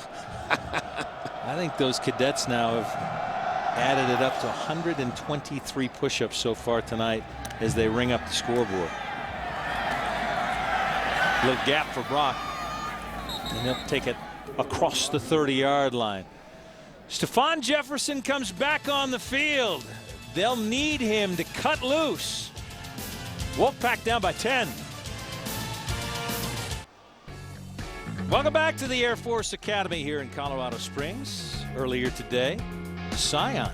We got a red and a white. Which one are you taking, Doug? I like that red one. I like the wheels on that bad boy. That's your kind of car. I like right that, there. man. It's sporty. Scion for a great night of football. Bird and the Falcon fans.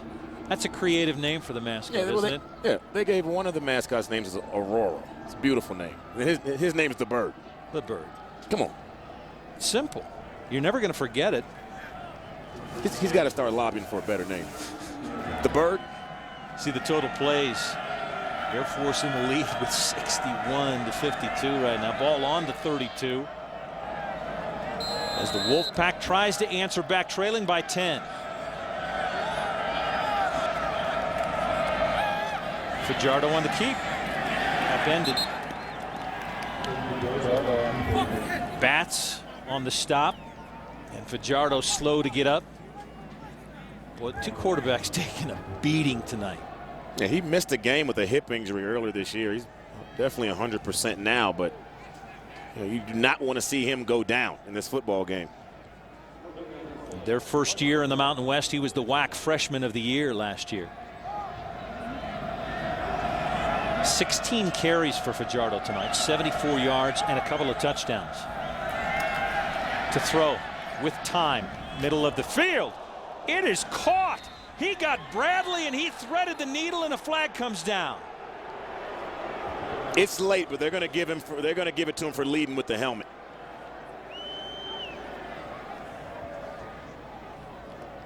Lindsey, is Lindsey the one down? It looked like Lindsey took out his own guy. Lindsey led with a hit and maybe got his own guy. Yeah, he shook him. There's a couple players shaking up there. Bradley's being helped off the field himself. He hung on to that football. That's that. Boy, that's a catch. Here's the call. Wants to make sure exactly who it is. Personal foul, defense number 31. And it is Lindsey. Targeting penalty, 15-yard penalty, first down. And they're surrounded the player on the field. We haven't been able to see who it is, but let's take a look at the hit and then we'll be able to tell. Skinny post play and through the middle of the field, which is dangerous, and it's like, is it Stephon Batts who got dinged up earlier?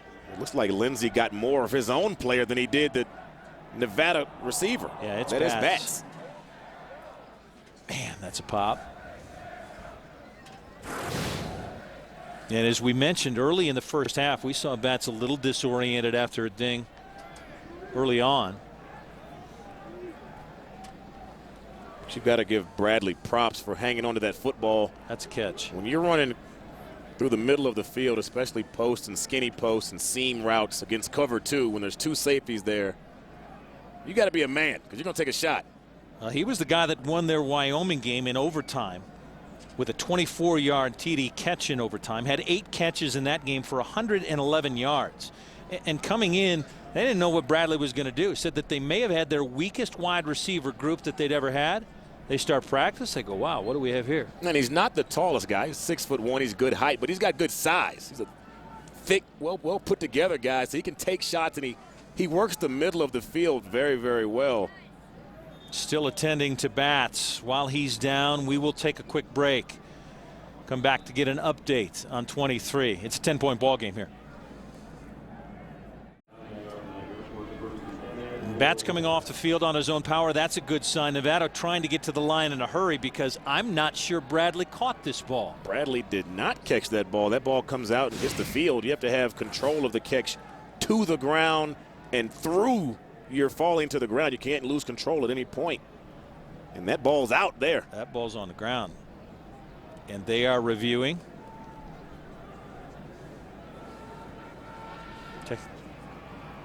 Watch the ball closely.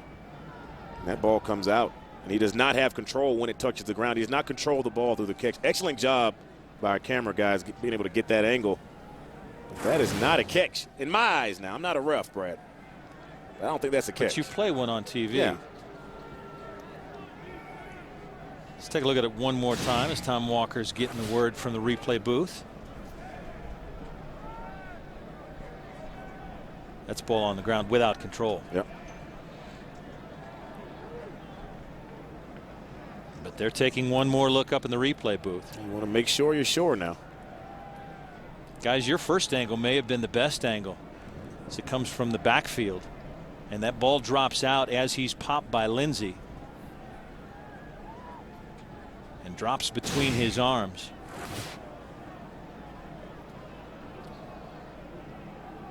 And he's definitely loses control of the catch as he goes down. Makes it look good at the end. Yeah, right here. You can see it drop out of his arms and onto the ground. That ball's loose there. Great work, guys. Well, we'll see if the guys in the replay booth concur with us.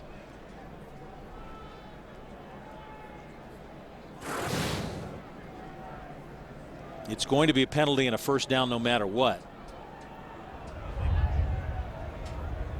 And they're really talking through this thing. Tom's having a little chat. Yes, he is. He has somebody he knows hasn't caught up with in a while in the replay booth. Got to take the time while you can. It's the longest break we've had between plays in this game all night. Yes, it is.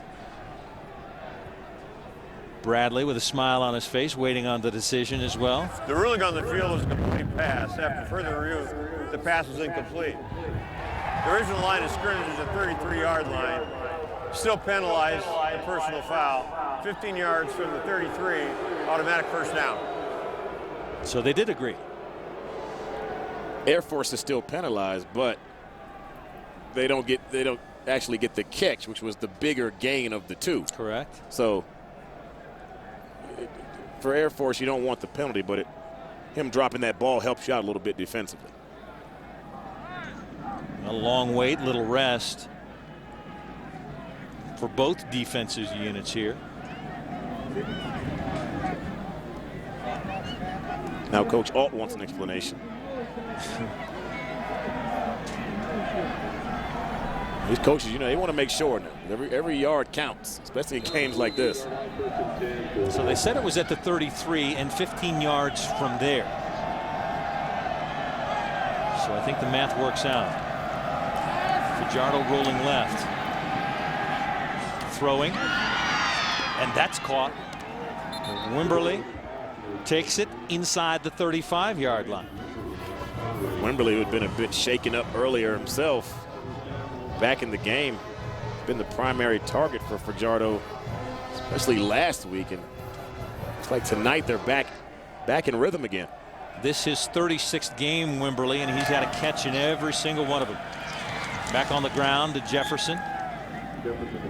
He had a long time between carries, didn't he? As a running back, takes you a little bit out of your mode, doesn't it? Get those legs, you gotta get those legs warmed back up, start getting a feel for the blocking up front, and just get back in the rhythm. Running backs like Jefferson, they get in a rhythm. When they get in the zone, they're very hard to stop. Lindsey again on the stop, making it 2nd and 6. Inside 3 minutes to play in the third. Air Force by 10. Jefferson again inside the 30, down close to the 27 as Chambers takes him down. This is a guy, they say, who practices like he plays, never says a word. Just ask me and I will do it. What kind of running back you want? No ego?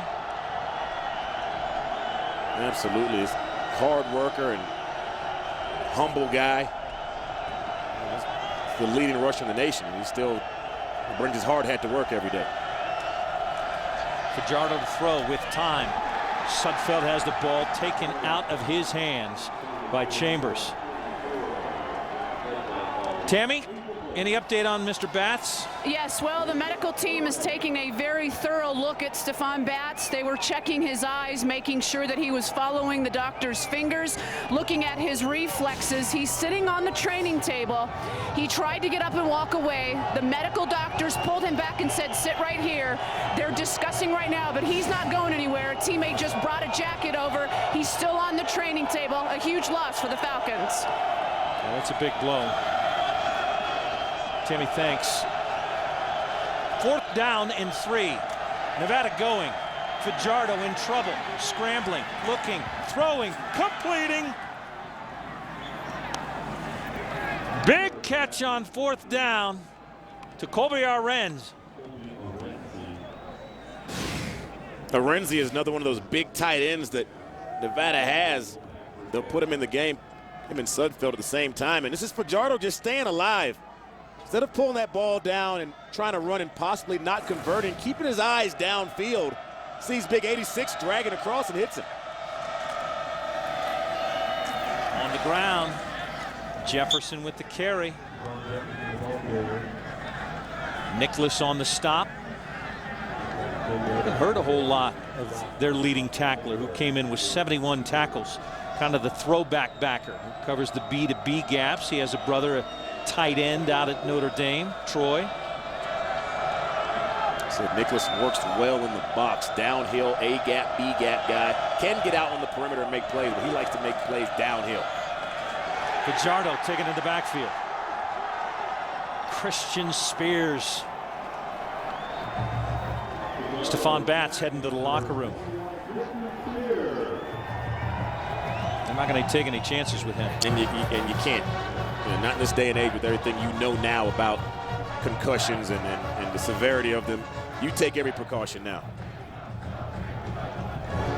So once again, we've seen it off the edge from Lindsey. We've seen it off the edge from Spears. Play fake to the running back, and each time those guys have gotten Fajardo. And Nevada hasn't figured out how to deal with that pressure. They've got to get a hot read where the quarterback gets that ball out of his hand, not holding it, while he's got pressure coming off the edge. On 3rd down, got a flag. And I think he made his own line jump.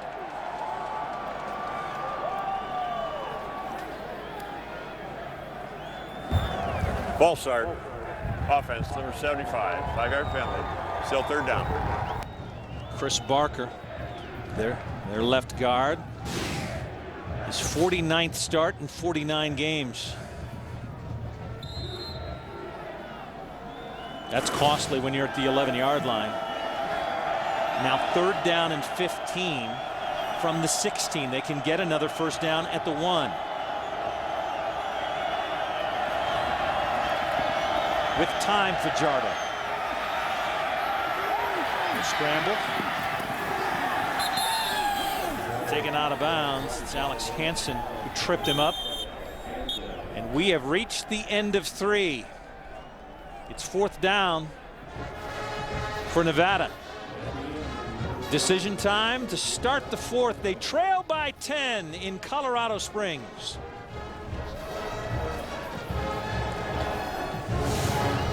Would you yell it from the rooftops down?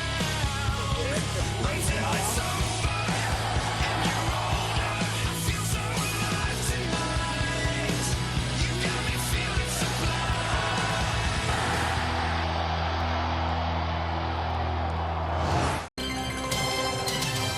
Hey, spend your college football Saturday with CBS Sports Network. Starting at noon, Ball State brawling with Army. Then at 3:30, it's Boise State taking on Wyoming. At 8 o'clock, UCF jousting with Marshall. We are presented by Motorola. Wrap up your day with all the scores, highlights, upsets, and analysis from the gang at Inside College Football Live at 11:30. I was expecting you to throw in the We Are. We Are Marshall. I had to do it.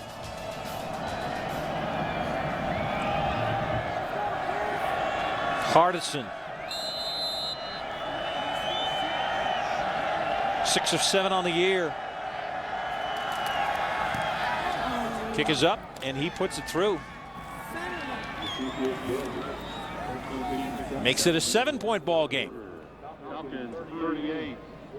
Talked about Boise in that Boise-Wyoming game, and the Boise guy last night getting it done for the Tampa Bay Bucks. Doug Martin had a huge game against my Vikings, man. It hurt me to watch that. Destroyed him. 214 total yards for him last night. There were some questions whether or not he would translate to the NFL. I would say he's translating pretty well. I think he's done pretty well. That guy's doing pretty well tonight. Cody Fajardo leading the way in the absence of a stellar night on the ground for Stephon Jefferson. But the thing is, though, with the way Air Force has moved the football, Nevada has got to get touchdowns now. If they go for a we score 3, let you guys score 6 deal, they're going to be on the short end of the stick when the horns sound. MacArthur and Jordan are back deep.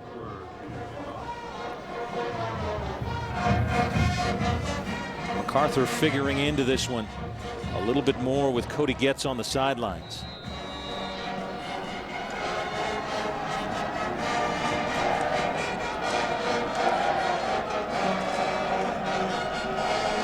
Colin Ditsworth to kick it off.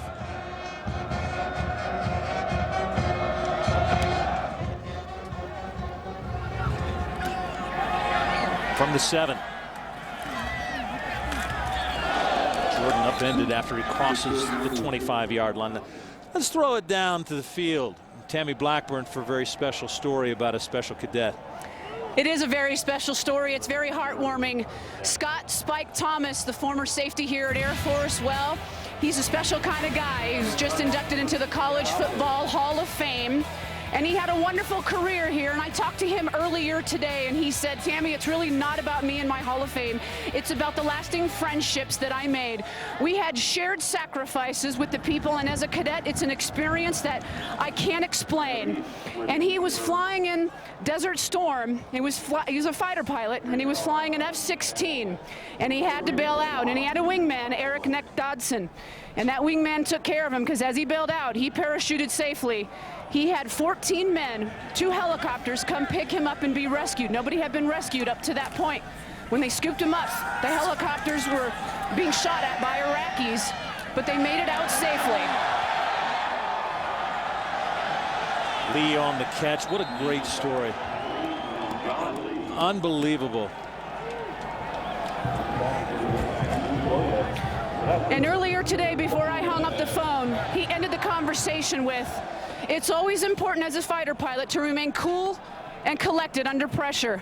And after I got scooped up, I asked my wingman on the radio, did I sound cool and collected? And the transcript, if you read it, and the audio, if you listen to it, will absolutely bring you goosebumps.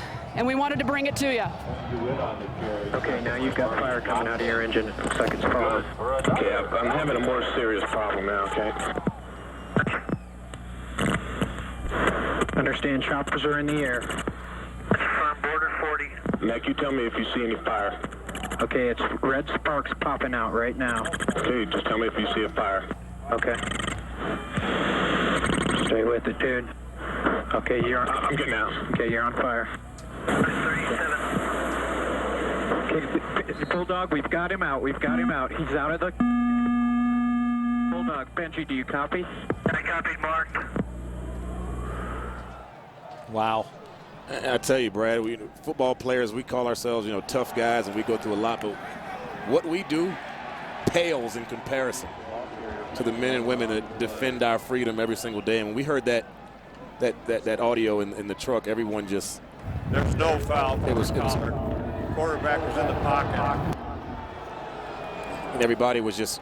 I didn't even know really what to say. And as a son of... My father's an officer in the Marines, and just knowing the bravery it required to take that step in your life. And these are kids. They're not asking 25, 30-year-old guys to to go out and defend our freedom. These are 17, 18-year-old freshmen that come in here and know what their obligation is going to be once they get out of this academy, and they sign up for it. And my hat goes off to them, man, because that's the true test there. Beats on the pitch left side to Lee.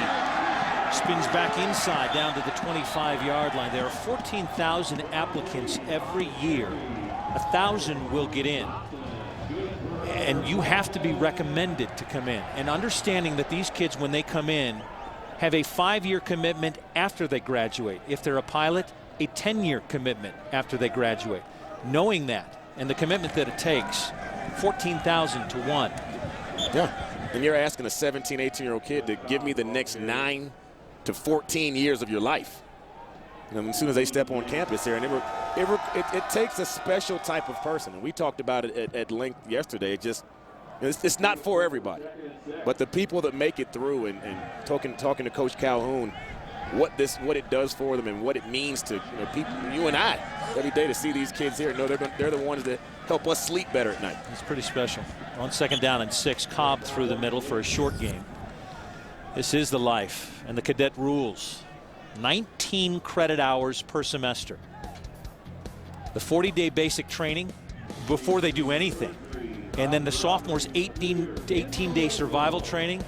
The left tackles, course, or Jason Kahns, lost 25 pounds in that 18 days. And then he had to turn around and come to 2-a-days for football. Immediately. Imagine that. Dietz on the carry. And that moves the chains, and there is number 75. And ladies and gentlemen, if you look at these offensive linemen, he's 6'4", these some good-looking linemen. What I mean by that, these boys are lean. You don't see any fat offensive linemen here because they can't pass the physical test and the requirements that you have to pass to be able to go to school here. So you see some nice lean offensive linemen here.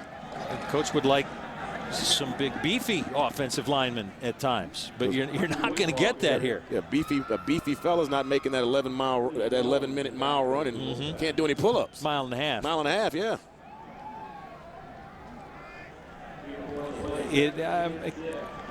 It's a special breed. 9-play drive, 63 yards. As we talk about the cadets, they're on the doorstep again. Inside the 10 goes Cobb. Bell in on the stop again.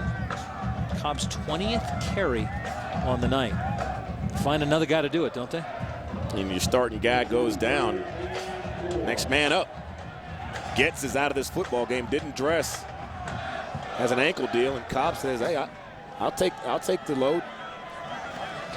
3rd down and 4. Very close is Strickland to the chains, but maybe just a touch short as Bell drags him out. And you talked about the type of kid that you get that comes to a school like this. And you just watch the way they play football. A lot of these running backs, they get these pictures on the perimeter. A lot of guys are going to step out of bounds when they see contact coming. I haven't seen one running back for Air Force yet step out of bounds when he sees contact on the sideline. They put their shoulder down and fight for extra yardage. They gave him the 1st down. Cobb on the carry will take it close to the 1. Jones in on the stop. And they are salting it away. Pounding the ball on the ground. We said it at the outset. If you haven't seen offenses like this, you're in for a treat.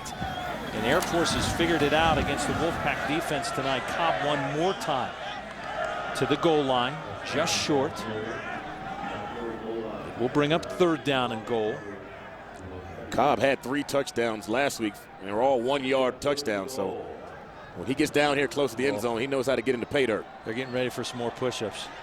I think you should do that. You should run down there and do it. If they score again, Brad, you should run on down there and get that next set in. 3rd down and goal. Dietz keeps it himself. Did he get to the goal line? Touchdown! On the 14th play of the drive. And here they come. Head on down, Brad. I'll hang up here.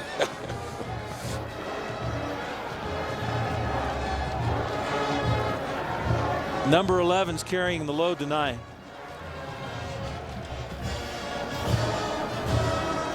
I see Tammy Blackburn heading over there to get herself a set in. You think so? This quarterback leading the drive, 6 foot, maybe 195, out of Columbus, Ohio, Hilliard Davidson High School. So they take a review of number 11 and whether or not he got in. I'm not sure. You can see all he has to do is get the ball to the beginning of the line. We don't see it in that shot. Yeah, that end zone, that white line runs from the ground to where Felix Baumgartner jumped from a couple weeks ago. So as long as you cross that plane, that's a touchdown. And I'm not sure there's anything definitive to overturn the call that was made on the field. 9:33 to go in this one. And we've passed that average between these two of 73 points if this touchdown stands.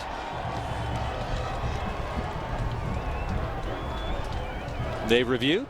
It's good. And they'll bring out the extra point team.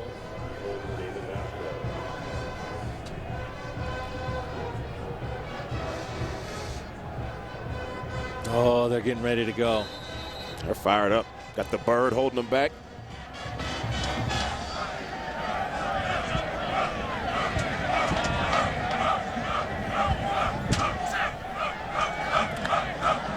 Kick is up and through.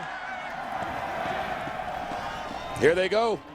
The special folks here at the Air Force Academy can't wait to do some more. The wings of blue parachuting into the field to start this one. Falcon fans are pretty happy right now. 45 points on the board for Air Force, and with every point comes a push-up, and you got to keep going. So I think we're at 168 now, and why not have Tammy Blackburn join in? She's in shape. She started early. She got the party started a little early. She's fading. Hang with it, Tam. Lactic acid's burning. It's building up. Altitude. I can't keep up. Well done. Nice try. Oh, they're going some one-handed. I thought you did very well, Tammy. Thank you. You know, it's just tough because the altitude absolutely was killing me. You really admire what these cadets can do. I have to tip my hat. I could not stand. I thought you did very well. You tell everybody you did all 168. After the push-ups, Tammy Blackburn recovering, hanging in. Cadets love her. And why not?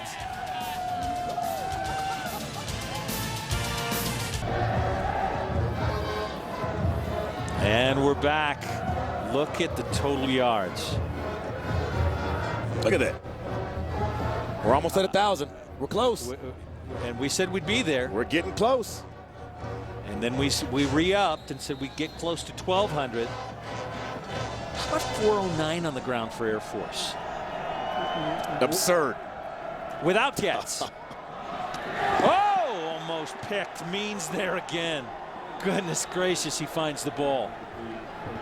There's a flag down. Let's see who they call this one on. Got a hold? Holding. Offense, number 65, 10-yard penalty. Replay first down. They got Matt Gallus.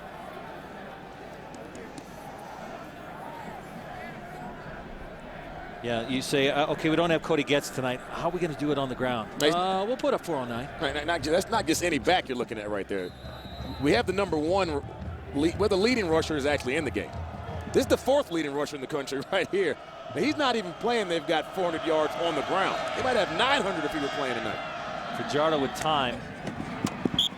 Wimberly takes it out of bounds on the right side. Lindsey out in coverage.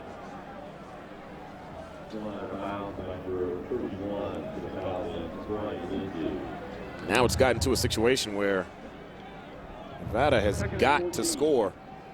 They've got to get down and score touchdowns. Time is really not on their side. Well, they can do it in a hurry. They have to do it in a hurry. Second down at 14. After the penalty, Bradley ripped to the ground. Chambers was there first, then got a bunch of help. Hansen. And if you're Air Force, that's what you want right there. Sure, keep the clock moving. Give them a little short one over the middle, keep them from getting out of bounds, force them to burn their timeouts, and the clock continues to tick away. So 3rd down and 7. The question is right now, with the way Air Force is running their offense, even this deep in the territory, are we in 4-down territory already for Nevada? They need to hurry up and get this playoff a little quicker. Pajaro drops under pressure, going down. And it's Means. Alex Means came into the game with 55 tackles and 6.5 for loss. And they say Means is just a beast. So you can't keep him off the field. Had a pretty serious deep thigh bruise in the game last week versus New Mexico. Slowed up a little bit this week in practice, but they said nothing's going to keep that guy off the field. Say he almost never leaves the field. Doesn't want to. MacArthur back. It is not 4-down territory. Because of that loss, they have to punt. MacArthur waving off, says let it go. And it'll be downed at about the 38-yard line. Alex Means. 2nd sack on the year.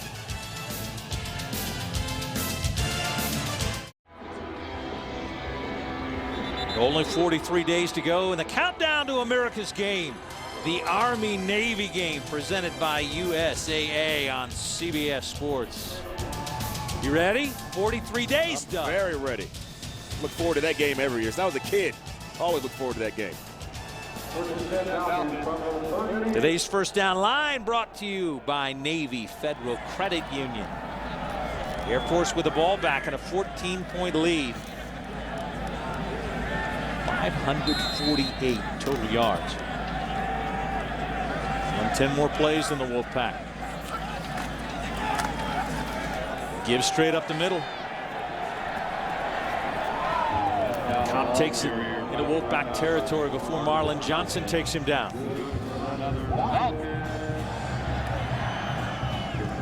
Chili, chili, chili.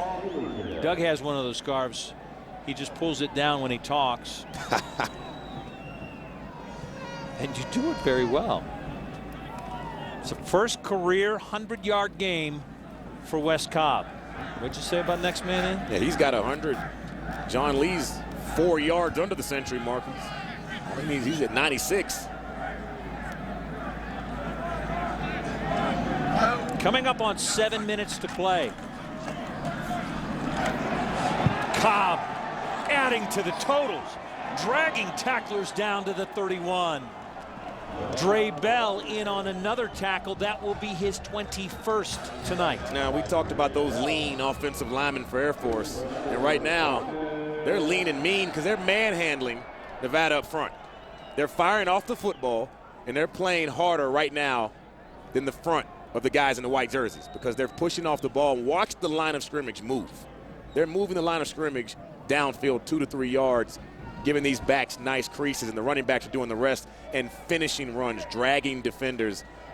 I tell you, they're putting on a clinic on how to run the football. Boy, they've worn him out, haven't they? On the ground one more time.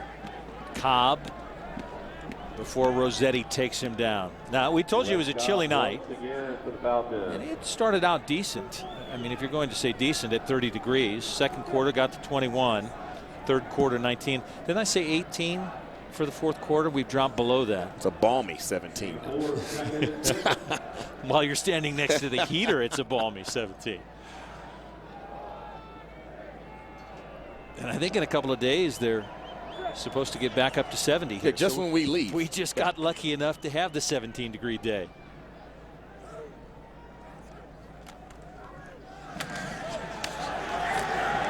Bulling his way. Cobb already over 130 yards. Johnson and Williams in on the stop. Take a look at this again. Regular speed, a little hitting. That's just tough running there. Protecting the ball. It comes off the field, get a little breather. Protecting the football, putting both arms around it when you're in traffic. And that's what you did. That's what they teach those backs to do. They drill that in our head over and over again. Ball security, and look at that play clock just slowly ticking down. Big night for Cobb. DeWitt is in. Give to him straight up the middle. He'll keep the clock churning. And another first down as they stop it at 5:02. Inside the 20 for another Falcon. And DeWitt. Air Force this season averaging 352, and they throw up 449, and they're not done. They're going to keep piling it on. There'll be a few more added on to that before this night's over with. But I tell you, it all starts up front with that offensive line, man. I tell you, you can't do any of this without those big lean fellas up front. They remain the only team in the country not to allow a sack. Straight through.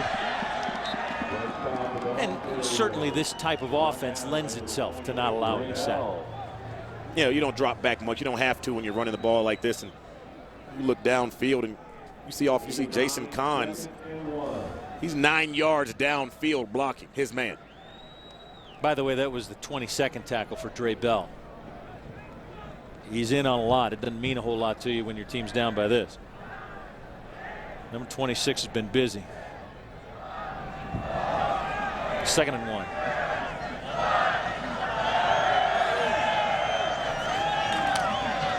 Beats the give straight up the middle. They'll move the chains again. And there's nothing Nevada can do to stop it. And it's frustrating. You know it's coming. You know they're going to fire off the football. They're going to run right downhill. They're not running anything outside. They don't want to get knocked out of bounds and stop the clock. And those interior linemen, those defensive tackles, those inside linebackers, as soon as that ball snapped, they can see a wave of blue coming at him, and a running back with his pad level low, ball covered with both hands, legs churning, and it's demoralizing if you're a defensive lineman right now because you just can't stop it. You see a shot of Section 8, the crazies in the stands in their blue shirts. Cobb. Rossetti on the stop. Get it down close to the 3. And the clock continues to tick. And we wondered coming in whether Air Force could hang with this powerful Nevada team that outweighed them, that it looked like could do more things. And Air Force figures out a way to frustrate you. Well, defensively, they did an excellent job in the beginning of the game, eliminating Jefferson and not letting him burn them too much. And Fajardo, he made a few plays, but he wasn't able to make enough. And every time Air Force got the ball, minus the 2 fumbles and a couple plays shooting themselves in the foot with penalties, they moved the ball down the field at will like they're doing right now. Dietz keeps. Taken down by Rossetti. And the clock stops with 2:35, a timeout taken by Nevada. But it's going to be too little too late. They cashed in on a couple of turnovers, but Air Force kept coming back. Ground and pound. Up by 14.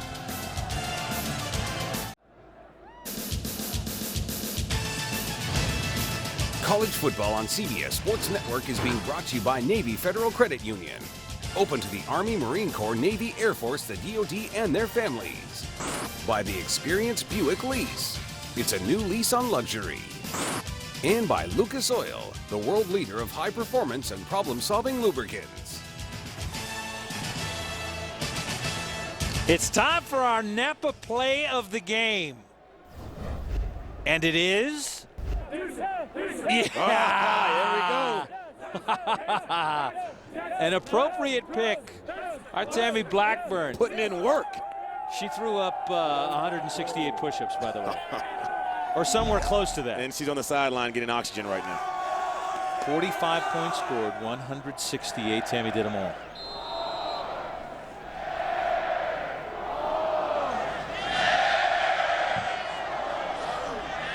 On 3rd down and goal. Cobb won't get there. Rossetti on the stop again. And they stop the clock again with 2:29.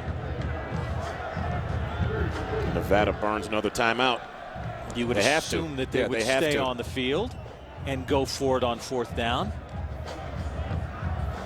Even without a touchdown, it keeps them back on the shadow of their own goal line. down by 14.